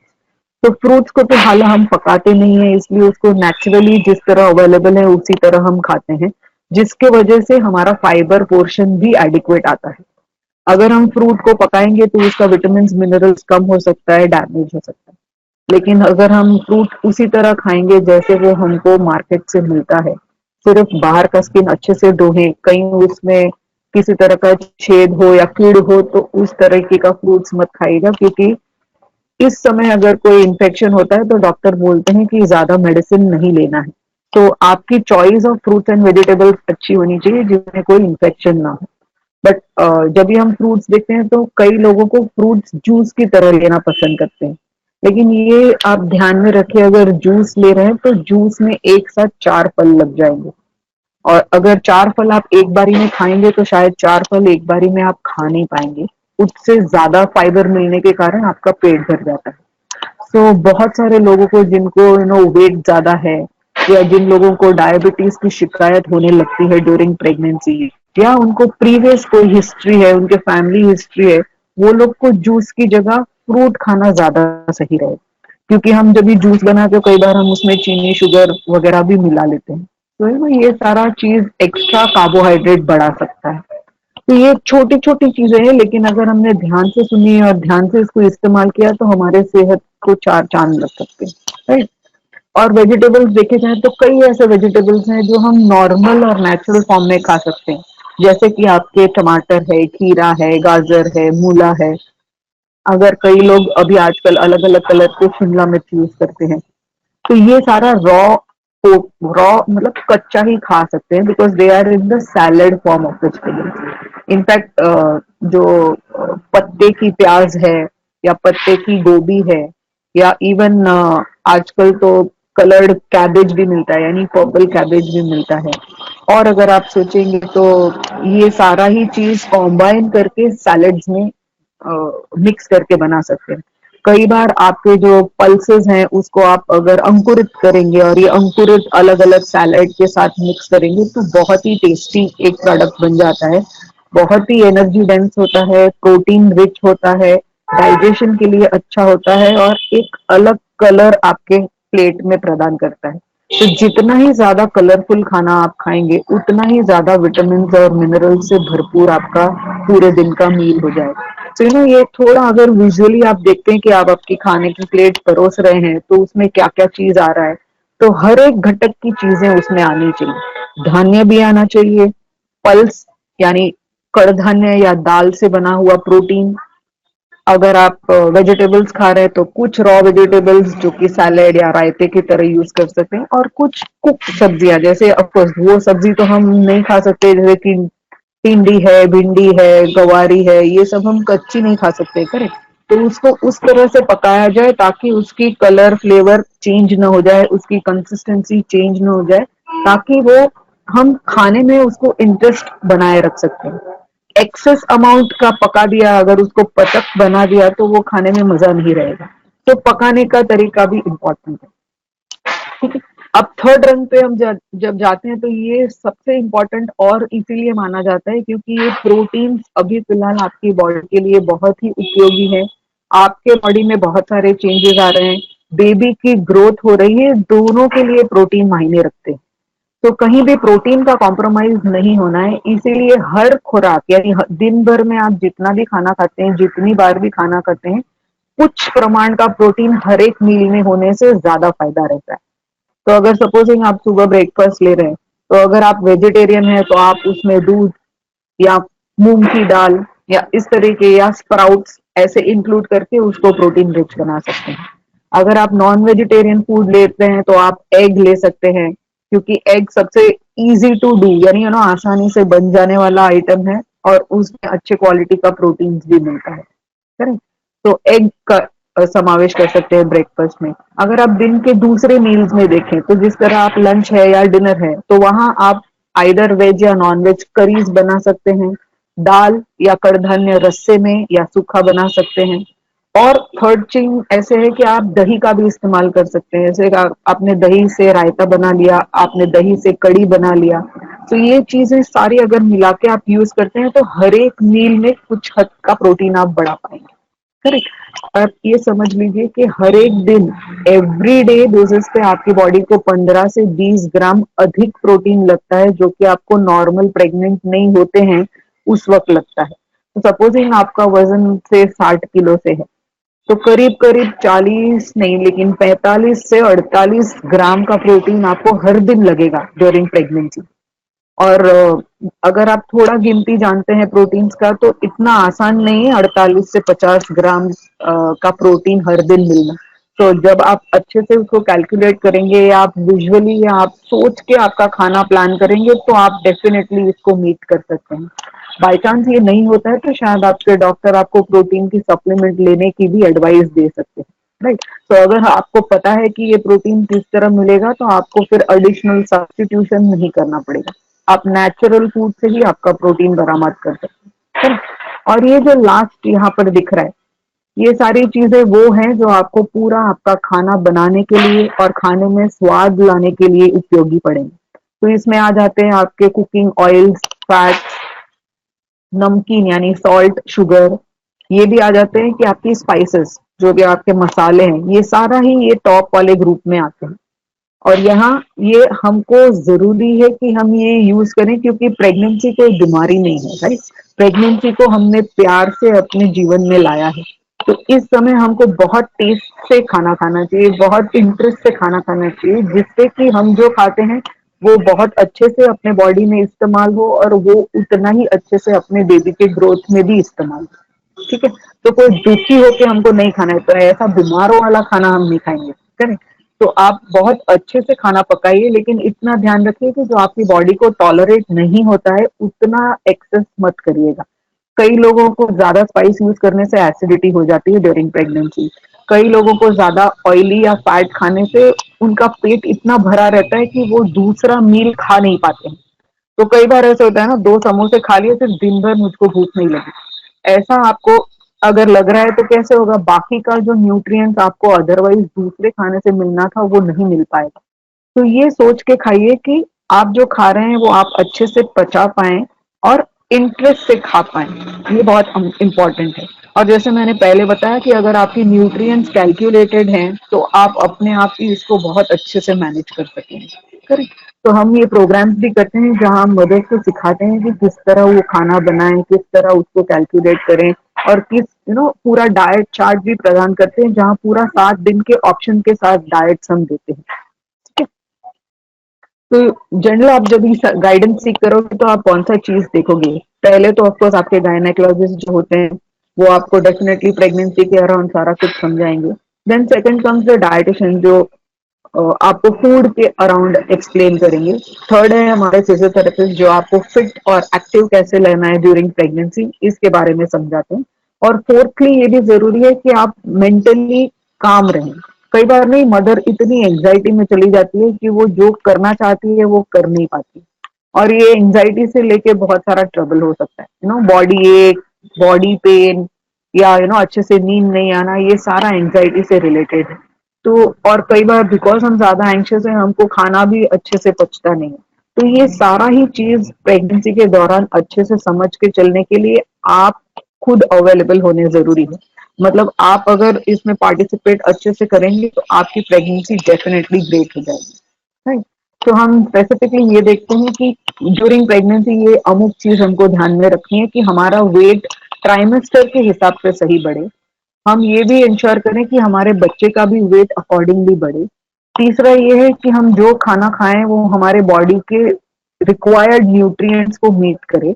चौथा ये है कि हम कोई भी कॉम्प्लिकेशन में ना जाएं, जैसे कि डायबिटीज इन प्रेगनेंसी या हाइपरटेंशन इन प्रेगनेंसी, या जैसे डॉक्टर निगम ने बताया कि अगर अनीमिया यानी आपका हीमोग्लोबिन का लेवल 12 से कम है या 11 से कम है तो वो हमको आयरन किस तरह ऐड करना है इसकी हमको समझ रहे। चौथा ये है कि अगर हम अच्छे से खा भी रहे हैं लेकिन अपने बच्चे की ग्रोथ ठीक से नहीं हो रही है तो ये भी हम स्कैन के द्वारा जांचते हैं, राइट। आपके डॉक्टर आपकी जांच करते हैं। तो ये पूरे प्रेगनेंसी के दौरान जो आपकी रिक्वायरमेंट है डॉक्टर से मिलने की या न्यूट्रिशनिस्ट से मिलने की, आहार सही रखने की, विहार सही रखने की, ये अपना उसका इम्पोर्टेंस रहता है। सो इसको मिस मत करिएगा।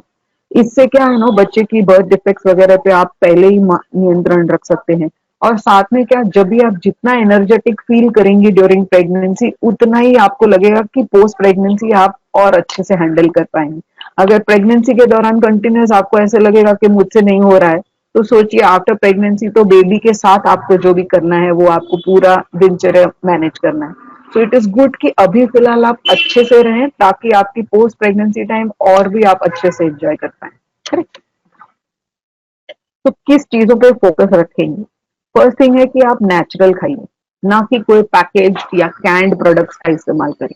तो अगर मैं बोलती हूँ फ्रूट्स आपको नेचुरल खाने हैं तो आप मार्केट से अच्छे क्वालिटी का फ्रूट खरीदिए और दिन में करीब करीब एक फ्रूट जरूर खाइए। इससे आपकी विटामिन, मिनरल्स और फाइबर पे काफी इम्पोर्टेंस और काफी हद का जो रिक्वायरमेंट है वो मीट होता है। अगर आप उसको जूस बनाना चाहते हैं तो उसमें चीनी, शहद, गुड़ वगैरह ना मिलाएं, नेचुरल फ्रूट जूस घर पे क्रश करके लीजिए। रास्ते पे से जूस पीना मौसम के हिसाब से ठीक नहीं है, उसमें इन्फेक्शन बढ़ने की शक्यता हो सकती है।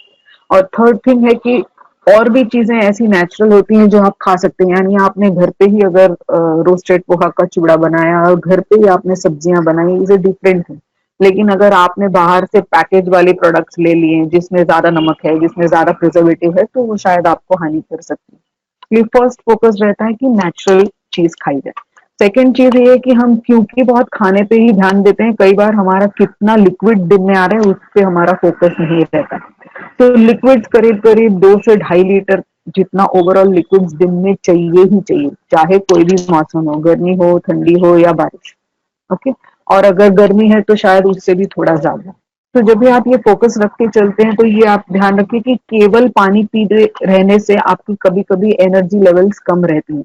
तो ये पानी को आप टेस्टफुल बना सकते हैं, जैसे कि नारियल पानी हो गया, नींबू पानी हो गया। अगर कई लोगों को नहीं फ्लेवर्ड वाली वाटर पसंद आती है जिसमें आप थोड़ा पुदीना, नींबू डाल दिया या आपने कुछ संचर मसाला डाल दिया, आपने कोई फ्रूट के साथ क्रश करके पानी ले लिया, ये सारी चीजें टेस्ट फ्लेवर बढ़ाती हैं और आपको ज्यादा पानी पीने में मदद हो जाती है। ठीक है। और दूसरी चीज जो लिक्विड में आती है वो है आपके दूध है, आपकी छाछ है, लस्सी है, ये भी लिक्विड में ही गिनी जाती हैं। आपके अगर वेजिटेबल की सूप बनी है, आपकी दाल अगर पतली बनी है, आपकी सब्जियों की जो ग्रेवी है, ये भी सब लिक्विड में ही गिनी जाती है। तो आप पूरे दिन में अगर ध्यान देंगे और पूरे दिन का अगर आहार पहले अगले दिन से प्लान करेंगे तो आप ये बिल्कुल आसानी से 2 to 2.5 लीटर्स वाली लिक्विड की मात्रा को रीच कर पाएंगे। ठीक है। थर्ड, जैसे मैंने बताया कि प्रोटीन इंटेक बहुत अहमियत रखता है, तो हर एक मील के अंदर कुछ कोई ना कोई आइटम ऐसी होनी चाहिए जो कि प्रोटीन रिच हो। और चौथा बात यह है कि सारा दिन अगर आपने नॉर्मल काम या नॉर्मल एक्टिविटी बिना टायर्ड हुए करना है तो आपको फूड भी उसी तरह से डिस्ट्रीब्यूट करके खाना पड़ेगा। तो लिक्विड्स अगर हम गिनते हैं तो ये इतनी सारी चीजें और लिक्विड्स में गिन सकते हैं। जैसे वेजिटेबल है, वेजिटेबल की जूस भी ले सकते हैं, लेकिन छानिए मत। अगर छान दिया तो उसकी फाइबर की वैल्यू कम हो जाती है। अगर कुछ चटपटा खाने का दिल हो गया तो नींबू पानी है, पानी पूरी का पानी घर पे बना के अगर पी सकते हैं, या कोई वेजिटेबल एंड फ्रूट की कॉम्बिनेशन की अगर स्मूदीज जैसे अगर बना लिया, तो ये भी हम लिक्विड में गिनते हैं। काफी एनर्जी डेंस होती है, काफी न्यूट्रिएंट रिच भी होती है। तो ये सारा ही चीज आप ले सकते हैं। बन सकता है तो मे बी मिल्क का मिल्क शेक भी बना के ले सकते हैं। अगर हम प्रोटीन से रिच चीज खाने की कोशिश करेंगे तो आप ये सारी कॉम्बिनेशन आइटम्स यूज कर सकते हैं जो कि सीरियल और पल्स से बनती है, धान्य और दालों के कॉम्बिनेशन से बनी हुई चीजें, जैसे इडली, ढोकला, दाल राइस, खिचड़ी, पूरन पोली। अगर ये मीठी नहीं खानी है तो दाल पोली भी बना सकते हैं। अगर कोई भी सीरियल पल्स की कॉम्बिनेशन के हम अगर आटा बना के रखते हैं, उसका कंजी या उसका पॉरेज ये भी बनाया जा सकता है। ठीक है। दूसरा है कि मिल्क या मिल्क से बनी चीजें वो भी प्रोटीन से रिच होती हैं। थर्ड है नॉन वेजिटेरियन सोर्सेज जिसमें आपकी एग, चिकन, फिश आ जाती है। नॉर्मली हम मटन या ऑर्गन मीट्स को नहीं गिनते क्योंकि वो बहुत हैवी होते हैं डाइजेस्ट करने के लिए। ठीक है। और लास्ट ऑफ कोर्स हम नट्स और ड्राई फ्रूट्स को भी इसी में गिनते हैं क्योंकि इसमें भी अच्छे क्वालिटी की प्रोटीन मिलती है। हालांकि नट्स एंड ड्राई फ्रूट्स में थोड़ा ज्यादा अमाउंट ऑफ फैट भी आ जाता है, इसलिए क्वांटिटी को सीमित रखते हुए हमको इसको ध्यान से खाना है। तो अगर प्रोटीन्स को देखें तो ये विजुअली आपको इस तरह ये सारे आइटम्स आप चॉइस कर सकते हैं। अगर आप पल्सेस को ज्यादा इस्तेमाल करने वाले हैं तो उसको अंकुरित करने से उसकी विटामिन की वैल्यू बढ़ती है और उसकी डाइजेशन की पॉसिबिलिटी भी बढ़ती है। तो अंकुरित pulses will be very good. So एक साथ 10 दिन का अंकुर करके मत रखिए, हर तीसरे चौथे दिन फ्रेश अंकुर डालिए क्योंकि ज्यादा दिन रहने से ये स्टिकी हो जाता है, उसमें बदबू आने लगती है। तो फ्रेश अंकुरित ही बेटर रहेगा। ठीक है। अगर एनर्जी प्रदान करने वाली चीजें चाहिए तो जब तक फर्स्ट ट्राइमेस्टर है, जब तक आपके पेट के अंदर बहुत जगह है, बच्चा बहुत जरा सा है, तब तक आप नहीं पूरा मील खा पाओगे, जैसे रोटी, दाल, चावल, सब्जी। साथ में थोड़ा पापड़ भी है, साथ में अगर चाहिए तो छाछ भी है, कोई सूप भी है। ये सारा ही चीज एक ही खाने के टाइम पे आप खा सकते हैं क्योंकि जगह है। लेकिन प्रेगनेंसी बढ़ती है, आप सेकंड ट्राइमेस्टर में जाते हो, तब थोड़ा बेबी बड़ा हो चुका है, पेट को ज्यादा जगह नहीं मिलती, फिर भी हमको न्यूट्रिशन कहीं कम नहीं करना है, तो आप करेंगे कॉम्बिनेशन आइटम्स कि आपकी रोटी के अंदर ही आप आटा मिक्स करने लगेंगे, जिसमें थोड़ा सोया का आटा हो सकता है या थोड़ा सत्तू का आटा हो सकता है, जिससे कि आपकी प्रोटीन रिच रोटी बन जाती है। जो सब्जी दाल आप सेपरेट करते हैं उसको आप कॉम्बिनेशन सब्जी बना सकते हैं, जैसे पालक मेथी की दाल हो गई या मिक्स वेजिटेबल ग्रेवी हो गई। तो क्या आप एक ही चीज खा के भी आपका जो न्यूट्रिशन है उसको सही रख पाएंगे। करेक्ट। अगर कभी बहुत बोर हो गया ये बेसिक रोटी सब्जी खा के, तो आप अलग अलग तरीके की फिलिंग्स के साथ आप सैंडविचेस भी बना सकते हैं। हालांकि ब्रेड की क्वांटिटी कम होनी चाहिए, लेयर्स ऑफ वेजिटेबल्स और लेयर्स ऑफ ऑप्शन उसके ऊपर जो लगेंगे वो ज्यादा रिच होने चाहिए, जिसमें आपको माइक्रो न्यूट्रिएंट्स अच्छे से मिल जाए। और बीच टाइम में कभी भूख लगती है तो चिक्की जैसे ऑप्शंस हैं या थिक शेक्स के ऑप्शंस हैं, ऐसे वगैरह लेने से क्या आपकी न्यूट्रिशन सही रहेगी। अ, जैसे आप सेकंड ट्राइमेस्टर में जाओगे, कैल्शियम और आयरन की सप्लीमेंट्स के बारे में डॉक्टर इंसिस्ट करते हैं, कभी कभी ओमेगा 3 फैटी एसिड्स भी सजेस्ट करते हैं। जहाँ वेजिटेरियन डाइट है वहां पर फिश वगैरह नहीं लेते हैं, और फिश में बहुत अच्छे quantity of omega 3 fatty acids मिलते हैं। वेजिटेरियन लोगों के लिए फ्लैक्सीड यानी अलसी का दाना और अखरोट यानी वॉलनट, इसमें से भी ओमेगा 3 फैट्स मिलते हैं।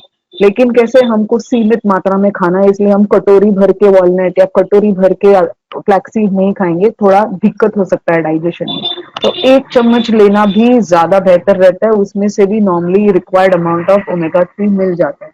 लेकिन अगर आप उतना भी नहीं करते हैं तो आपके डॉक्टर शायद आपको सप्लीमेंट लेने के लिए बोल सकते हैं। तो मैं यही ज्यादा जोर दे के बता रही हूँ कि अगर आपका खाना सही रहेगा तो शायद आपको मेडिसिन कम लेना पड़ेगा। ठीक है। बट जहां तक डॉक्टर का सवाल है, उन्होंने जो भी बताया है वो आपने फॉलो करना है, क्योंकि वो कुछ सोच समझ के ही बता रहे होंगे, है ना। तो कैल्शियम आयन के लिए भी बहुत सारे आइटम्स हैं जो आप चूज कर सकते हैं, ऐसे मिल्क प्रोडक्ट्स हैं, लीफी वेजिटेबल्स हैं, राजगीरा है specifically which is very good, नाचनी है जो और भी अच्छा है। तो ये सारी आइटम्स अलग अलग तरीके से आप बना सकते हैं and which will be calcium rich. और अगर आप आयरन रिच देखने जाओगे तो पत्ते की सब्जियां रिपीट होती है, जो सीड्स हैं बहुत सारे उसमें आयरन होती है, नॉन वेजिटेरियन फूड में आयरन मिलता है। तो ये चीजों के जब भी आप कॉम्बिनेशन यूज करते हैं, इनफैक्ट पोहा है, नाचनी है, ये सारी चीजों में भी आयरन अच्छे से मिलता है। सो अगर आप मिक्स करके अच्छे से अगर डाइट प्लान किए हुए हैं तो आपका कहीं भी कॉम्प्रोमाइज नहीं होगा जब तक कि आपकी क्वांटिटी सही रहेगी। ठीक है। अब आप प्रेगनेंसी में क्या नहीं कहेंगे, डॉक्टर निगम आप बता चुके हैं, लेकिन आप कोई भी मेडिसिन अपने आप बिना डॉक्टर को पूछे नहीं खाएंगे। आप कोई भी स्मोकिंग नहीं करेंगे, अगर बन सकता है तो स्मोक वाले जोन में भी नहीं रहेंगे, जिससे कि आपको हानि हो और ये स्मोक आपके बेबी तक भी पहुंचे। ठीक है। तीसरा है, आप कोई भी वाइन विस्की या कोई भी हार्ड ड्रिंक्स नहीं लेंगे जिसमें अल्कोहल हो, ये बेबी के लिए बहुत हानि कर सकता है। और चौथा, ये ध्यान रख के खाएंगे कि कोई भी इतना हैवी खाना ना खाएं जिससे आपको बदहजमी हो जाए।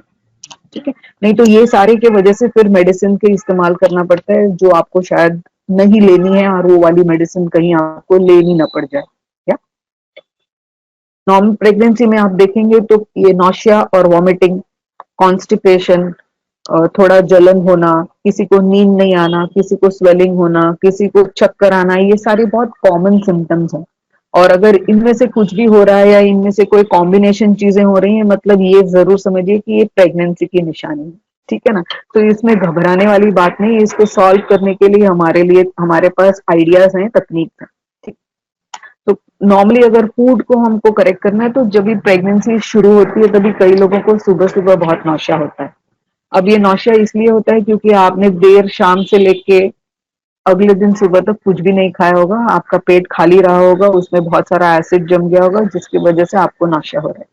अब इसके लिए हम क्या कर सकते हैं, सोने से पहले एक मील ले सकते हैं और सुबह समय से उठ के नेक्स्ट मील लेंगे। ठीक है?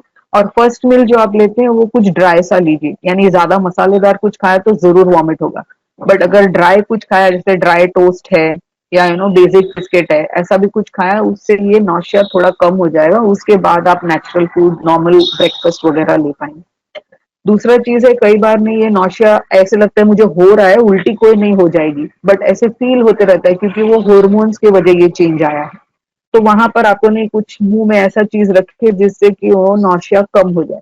तो जली जली की चॉकलेट्स आती हैं, या सौंफ जीरा या पुदीना का, मिंट का ये छोटा गोली आती है, जल जीरा काइंड ऑफ गोलियां मिलती हैं, ये नहीं थोड़े समय के लिए मुंह में रखने से वो नौशिया का फीलिंग कम हो जाता है।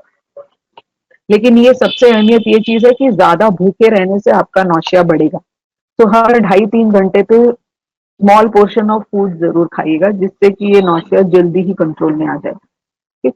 अगर बहुत ज्यादा वॉमिटिंग हो रही है तो आपका हाइड्रेशन रिस्की हो सकता है, मतलब वहां पर आप देखिए कि आप एडिक्वेट फ्लूइड और एनर्जेटिक फ्लूइड आपके फूड में आने चाहिए, जिससे कि आपको टायर्डनेस भी ना हो और आपको डिहाइड्रेशन भी ना हो। कई बार प्रेगनेंसी स्टार्टिंग में या लेट प्रेगनेंसी दोनों टाइम में कॉन्स्टिपेशन की शिकायत हो सकती है, यानी कब्ज। अब ये कब्ज को कैसे हैंडल कर सकते हैं? पहला है कि अगर आप क्वांटिटी, जो खाने की क्वांटिटी कम ले रहे हैं तब भी कब्ज हो सकता है, या आपके जो ओवरऑल दिन में लिक्विड्स आप ले रहे हैं वो कम है तब भी कॉन्स्टिपेशन हो सकता है। तो जो रीजन है उसको हैंडल करना है। अगर आपका फाइबर का पोर्शन कम है तो आप वेजिटेबल, फ्रूट्स और कलर्ड फूड्स आपके प्लेट में जितना बढ़ाएंगे उतना ही आपका फाइबर वैल्यू फूड में बढ़ेगा, उतना ही आपका माइक्रो न्यूट्रिएंट्स फूड में बढ़ेगा। So that will help to manage the constipation. अगर बाय चांस आप इनफ खा रहे हैं तो कई बार ऐसे होता है कम लिक्विड लेने के कारण आपका जो इंटेस्टाइन का मूवमेंट है वो सही नहीं है, और ये हार्मोन से इफेक्ट हुआ होता है। तो वो हार्मोन्स को तो आप कुछ नहीं करते हैं, प्रेगनेंसी में जो है वैसे ही चलने वाले। तो आप क्या कर सकते हो, आप थोड़ा वार्म लिक्विड्स जब भी बढ़ाओगे, गर्म वाली जो लिक्विड्स बढ़ेंगी तब वो ऑटोमेटिकली आपके इंटेस्टाइन का फंक्शन अच्छा होने लगता है। तो आप क्या ले सकते हो, आप गरम दाल ले सकते हो, गरम सूप ले सकते हो, गरम रसम ले सकते हो, गरम दूध ले सकते हो, या गरम पानी भी ले सकते हो। इसमें से कोई भी ऐसी चीजें दिन भर में अगर 5-6 ग्लास गरम चले जाएंगे ना, तो आप देखेंगे कि कब्ज की मात्रा कम होने लगेगी। कई बार रात को गर्म दूध पीने से भी ये कब्ज कम हो जाता है, अगले दिन मॉर्निंग आपको सही फ्रेश हो जाएंगे तो फिर आपको ये डिफिकल्टी कम होने लग जाएगी। कई लोगों को ज्यादा गले में या छाती में जलन का एहसास होता है। अब इसका भी रीजन होता है, एक सबसे अहम रीजन है कि आपने बहुत घंटों तक कुछ नहीं खाया तो जरूर एसिडिटी हो जाएगी। एम्प्टी स्टमक या भूखे रहने से बहुत एसिडिटी होती है। सेकंड एसिडिटी कब होती है? जब आपने कुछ गलत खाया है, जो आपकी बॉडी को टॉलरेट नहीं होता है, ऐसी कोई चीज आपने खा ली। थर्ड एसिडिटी होने का रीजन क्या हो सकता है? आपने एक्सेस खा लिया, यानी भूख लगी थी या भूख का एहसास था इसलिए आप खाते चले गए और आपने कुछ थोड़ा ज्यादा खा लिया जिसकी वजह से आपको एसिडिटी हो रही। तो ये रीजन आपको पहले फाइंड आउट करना है कि क्यों ये हो रहा है, एसिडिटी क्यों हो रही है, तो हम उसको ट्रीट कर सकते हैं। ठीक है, तो ध्यान रखिए कि एक्सेस एक साथ मत खाइएगा। अगर भूख भी लग रही है तो नेक्स्ट वाला जो खाना है वो थोड़ा जल्दी खा लीजिए, लेकिन एकदम बहुत ज्यादा क्वांटिटी खाने से नहीं, वो जंप हो जाता है जो कि आपको फिर छाती में बहुत बर्निंग वाला सेंसेशन दे सकता है। सेकेंड चीज है कि कई बार एसिड का स्ट्रेंथ अगर ज्यादा है, जो आप खाने के बाद जो आपका खाना पचाने के लिए जो एसिड ऑटोमेटिक बॉडी यानी आपके स्टमक में, इंटेस्टाइन में जो जनरेट होता है, उसकी अगर स्ट्रेंथ ज्यादा है तब भी बहुत एसिडिटी फील होती है। तो वहां पर नहीं, थोड़ा खाने के साथ साथ थोड़ा पानी या थोड़ा सा लिक्विड लेने से ये एसिडिटी की मात्रा थोड़ी सीमित हो जाएगी। तीसरा ये है कि कोई अल्कलाइन चीज उसके साथ खाया जाए, यानी अगर आप थोड़ा मिल्क अगर लेते हैं या बाय चांस बन सकता है तो खीरा लेते हैं उसके साथ, खाने के साथ, तो ये आपकी एसिडिटी की मात्रा कम रख सकते हैं। तो you have to be understood कि कौन सी चीज आपको एसिडिटी देती है, उसके काउंटर एक्टिंग आइटम हमको फूड में ऐड करनी पड़ेगी। ठीक है, इसको थोड़ा सा अंडरस्टैंड करना पड़ता है। एक डाइटिशियन के साथ जब भी आप जुड़ के बात करते हैं तो आपको फिगर आउट करके बता सकते हैं कि कौन सी आइटम किस कॉम्बिनेशन में आप खाएंगे तो ज्यादा सही रहेगा।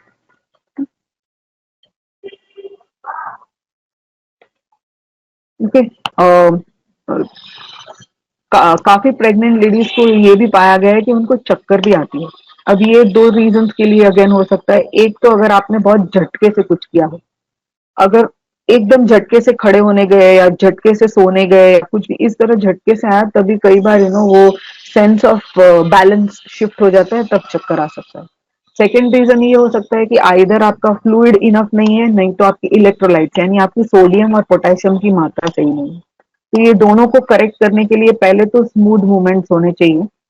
सेकेंड थिंग इज कि ग्लूकोज और सॉल्ट दोनों की कॉम्बिनेशन आइटम्स लिक्विड के तौर पे लेनी चाहिए, जैसे कि नारियल पानी हुआ, नींबू पानी हुआ, ग्लूकॉन सी का पाउडर डाल के पानी पिया जाए या ओआरएस का सोल्यूशन लिया जाए, जिससे कि ये फ्लूइड इलेक्ट्रोलाइट बैलेंस सही हो जाए। बट उतना ध्यान रखना है कि ये बहुत रिपीटेडली लेने से एक्सेस सोडियम नहीं होना चाहिए। सो अगर गिडीनेस नहीं है तो कंटिन्यूअसली ये ग्लूकॉन सी और कंटिन्यूअसली ओआरएस सोल्यूशन लेने की कोई रिक्वायरमेंट नहीं है। आप रेगुलर नारियल पानी या नींबू पानी भी ले सकते। कई लोगों को नींद नहीं आती और ये नींद नहीं आने का रीजन भी अपना अलग से होता है। कई कई मदर्स को बहुत टेंशन होता है, प्रेगनेंसी कैसे रहेगी, आगे चल के मैं कैसे मैनेज करूंगी, मैं घर का ध्यान कैसे रखूंगी, ये टेंशन के मारे उनको नींद नहीं आती। अब उसके लिए आपको चाहिए रिलैक्सेशन। आप आपकी बॉडी और माइंड दोनों को अच्छे से रिलैक्स करेंगे तो ये सारा टेंशन हट जाएगा, बहुत साउंड स्लीप आ जाएगी। Second reason of sleeplessness is कि जब प्रेगनेंसी एडवांस हो जाती है, जब आप 6, 7, 8 मंथ में जाते हो, बच्चे का वेट बढ़ रहा है, ये बच्चे का बढ़ा हुआ वेट आपके यूरिनरी ब्लैडर यानी जो बाथरूम की पिशवी है उसके ऊपर पड़ता है, तो आपको बार बार रात को उठ के बाथरूम जाने की रिक्वायरमेंट बढ़ जाती है और उसमें कई बार आपकी नींद खराब होने के कारण आपकी स्लीप अच्छी नहीं रहती। तो वहां हम ये जनरली एडवाइस रखते हैं कि शाम के टाइम पे जो लिक्विड हम एडवाइस करते हैं उसको कुछ दिन के दौरान ज्यादा लिए जाए और रात को कुछ कम अमाउंट ऑफ लिक्विड लें, जिसके कारण आपको एक आध दो बार रात को उठने की रिक्वायरमेंट कम हो जाएगी। और कई बार नींद नहीं लगना, जैसे अगर बहुत सोच रहे हैं इस वजह से अगर नींद नहीं आ रही है तो एक ग्लास गर्म दूध या एक कप जितना गर्म हल्दी का दूध या केसर का दूध वगैरह लेने से भी आपको एक मिल्क के वजह से वो शांति का अनुभव होता है और उसके वजह से आपकी नींद इंप्रूव हो सकती है। तो ये सारे टिप्स है, लेकिन हर एक जन की रिक्वायरमेंट थोड़ी सी डिफरेंट हो सकती है। ऐसा नहीं कि एक ही डाइट सारे लोग खा लेंगे और सारे लोगों को फायदा हो जाएगा, प्रेगनेंसी अपने आप में एक डिफरेंट हर एक प्रेगनेंसी एक यूनिक होती है। तो ऐसा नहीं है कि आपकी प्रेगनेंसी और आपकी प्रेगनेंसी बिल्कुल सेम रहेगी, आप बिल्कुल सेम खाएंगे, बिल्कुल सेम एक्टिविटी करेंगे और सब सही हो जाएगा। हर एक के लिए अपना अलग फॉर्मूला होता है और जो हम डिफाइन कर सकते हैं। ठीक है, एक ये भी चीज है कि लेटर प्रेगनेंसी में थोड़ी स्वेलिंग होना या आपकी अंगूठियां फिट नहीं होना या आपके पाँव में या उंगलियों में ज्यादा स्वेलिंग होना, आपके चेहरे पे ज्यादा थिकनेस वगैरह रहना, ये सारा रीजन इसलिए हो सकता है कि शायद आइधर आपकी कैल्शियम कम है या आपके प्रोटीन्स कम है या आपके सॉल्ट ज्यादा है। तो ये तीन चीज को डिफाइन करने से हमारा ओवरऑल स्वेलिंग को हम हैंडल कर सकते हैं। ठीक है, और स्पेसिफिकली ये भी है कि अगर हम ज्यादा स्वेलिंग आपको पाँव में वगैरह नजर आता है तो आप जब भी रेस्ट करते हैं तो पाँव थोड़ा हाइट पे रख के रेस्ट करिए, इससे वो स्वेलिंग पाँव के अंदर आना आया हुआ है वो कम हो जाएगा और ज्यादा बनेगा नहीं। ठीक है, बाकी जैसे मैंने बताया कि प्रेगनेंसी जैसे जैसे एडवांस होती है प्रेगनेंसी की रिक्वायरमेंट भी चेंज होती रहती है। जैसे first trimester to second trimester की रिक्वायरमेंट्स डिफरेंट होती हैं, सेकंड एंड थर्ड ट्राइमेस्टर की रिक्वायरमेंट सिमिलर रहती है, लेकिन अमाउंट ऑफ हंगर और जो आप जितना क्वांटिटी खा सकते हो वो सब चेंज होता है क्योंकि बेबी का ग्रोथ ज्यादा होता है एट दैट टाइम। तो आपको डिफाइन करना पड़ेगा कि आप धीरे धीरे जो पहले फुल मील खा सकते थे उसको स्प्लिट मील्स करेंगे, यानी छोटी मात्रा में लेकिन ज्यादा बार खाएंगे और साथ ही साथ लिक्विड्स का भी ध्यान रखेंगे। ऐसे नहीं है कि सिर्फ खाना खाया लिक्विड्स नहीं लिया तो फिर कॉन्स्टिपेशन की शिकायत बढ़ सकती है इसी। तो थोड़ा सा अपनी बॉडी को सोच के समझ के सुन के अगर हम आहार और विहार करते हैं तो ज्यादा फायदे में रहते हैं। तो जैसे मैंने बताया हर एक प्रेगनेंसी यूनिक होती है और इसीलिए ये यूनिक प्रेगनेंसी को हैंडल करने के लिए हमारा फिटर फ्लाई में ये प्रोग्राम है, उसको हम प्रेगस्टार बोलते हैं। वहां पर हम एक कस्टमाइज्ड फूड प्लान यानी आपकी रिक्वायरमेंट के हिसाब से पूरा डाइट चार्ट बनाते हैं। वो प्रोग्राम के दौरान जितने भी दिन आप हमारे साथ जुड़ते हैं वो प्रोग्राम के टाइम आपको हर एक दिन कुछ ना कुछ नया टिप समझने एक्सप्लेन करने के लिए शेयर किया जाता है और काफी सारा रीडिंग मटेरियल भी दिया जाता है जो आपको प्रेगनेंसी के अराउंड क्या बोलते हैं ज्यादा एजुकेशन और ज्यादा कॉन्फिडेंस दे सकता है। क्योंकि कैसे ना, जैसे प्रेगनेंसी हर एक की इंडिविजुअली डिफरेंट होती है, आपकी लाइफस्टाइल डिफरेंट हो सकती है, आपकी प्रेगनेंसी के दौरान का कंप्लेंट डिफरेंट हो सकता है, शायद आप डिफरेंट कम्युनिटी से हैं तो आपका खाने का टाइप ही डिफरेंट हो सकता है ना। तो हर एक चीज अपने आप में एक स्पेशल होती है in pregnancy. This can be defined with Pregstar. तो thank you so much for all this time. और मैं एक छोटा वीडियो दिखाना चाहती हूँ जो ये पूरा समावेश दिखाएगी कि हम प्रेगस्टार में करते क्या हैं। It's a beautiful experience, but it also comes with its fair share of fears and worries. And while your doctor takes good care of you and your baby, it is simply not possible for them to clear all your doubts and uncertainties when you are at home. This is where PregStar helps you with continuous nutritional and lifestyle coaching throughout your pregnancy. PregStar is a pregnancy care program that gives you personalized guidance with a team of nutritionists, physiotherapists, and psychologists. Whether it be your diet plans, exercise routine, stress management, or pregnancy complications, you constantly get reliable advice and scientific information from our PregStar coaches. You also get unlimited access to the Fitify Wellness app, where you will find guides and reminders about baby development, healthy eating, regular checkups, pregnancy exercises, childbirth training, lactation, and so much more. We also create a detailed, customer-defined nutrition report through which we track all the micro and macronutrients essential for your baby's growth and development. As a mother always wants the best for the baby, we want what is best for you. And with PregStar, we take care of your physical and mental well-being while you go through the most beautiful time of your life. PregStar, for every mom to be. Visit our website to know more or call today. तो thank you so much for your patient hearing. ये वाला programme जो है पेक्स्टार, वो मैं head करती हूँ। वो एंटायर डिवीजन मेरे अंडर है और मेरे साथ बहुत सारी डाइटिशियंस भी जुड़ी हुई। So if you are keen, you can reach out to me. हम वापस इसके बारे में समझ सकते हैं, बतला सकते हैं। सो ये मेरे नंबर्स हैं, आप नोट कर लीजिए। ये फिटरफ्लाई का कस्टमर केयर नंबर है और ये मेरा पर्सनल नंबर है। So we can just help you with understanding everything around pregnancy much beautiful. Okay, thank you so much to be there. All the best to you. So, Mangesh, if we have questions, we can take them, right? So, Dr. Karuna Malavya has asked, does itching or redness on body relate to food intake? So, yes, Dr. Karuna, there could be something which you may not be able to tolerate, and probably it would be causing some allergic reaction in the body. However, we cannot pinpoint it just by one episode. If you are consuming that same food over 2, 3, 4 times and a similar kind of reaction is coming, probably we will be able to check कि ये इसी के वजह से हो रहा है। कई बार itching can also happen because of parasitic infections. अगर there are worm infections तब भी itching हो सकता है। There could be redness and scratching on the body surface also because of external stings. So we have to be sure whether it is internal or whether it is external in the first place, right? क्योंकि वो कुछ time के लिए अगर एक जगह पे कुछ रेडनेस आ रहा है, इट्स अ डिफरेंट थिंग। अगर कोई एलर्जिक रिएक्शन है तो काफी जगह पे बॉडी पे वो इचिंग एंड रेडनेस वाली फीलिंग आ सकती है। So we'll be able to relate it when we are able to observe repeated episodes with a particular food. Otherwise, I'm sure probably an allergy test does help. Blood in urine is not common in pregnancy, Divya. Okay, so it is a cause of concern. You need to definitely check with your doctor. Yeah. If you feel it is blood and it is just the colored urine, then probably that's also another thing. It is better to do a urine test to know whether it is blood or whether it is just the color. Because often, people start eating a lot of beetroot and they eat a lot of other foods, probably the iron tablets, etc. All of that can sometimes color your urine. So don't panic, but however, do one urine test and speak to your doctor.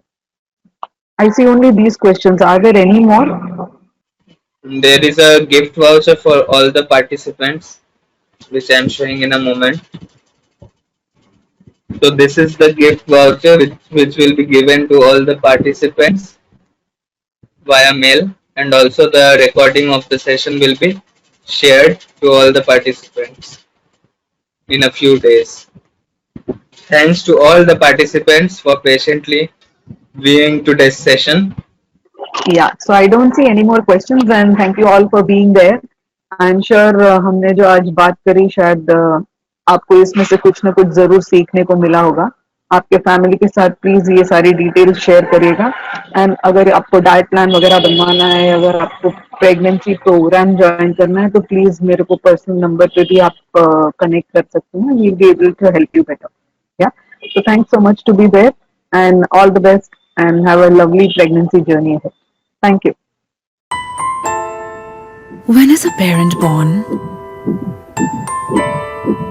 When your world changes in a moment. Nani? Or when the moment is celebrated by all. When you start learning again. Or with a new role. Is it your child's first breath? Or is it just a feeling? Parents are born when they fulfill a responsibility. Your child's umbilical cord blood can provide protection from 80 life-threatening diseases. Keep it safe with Asia's largest stem cell bank, Cord Life. One chance, one choice.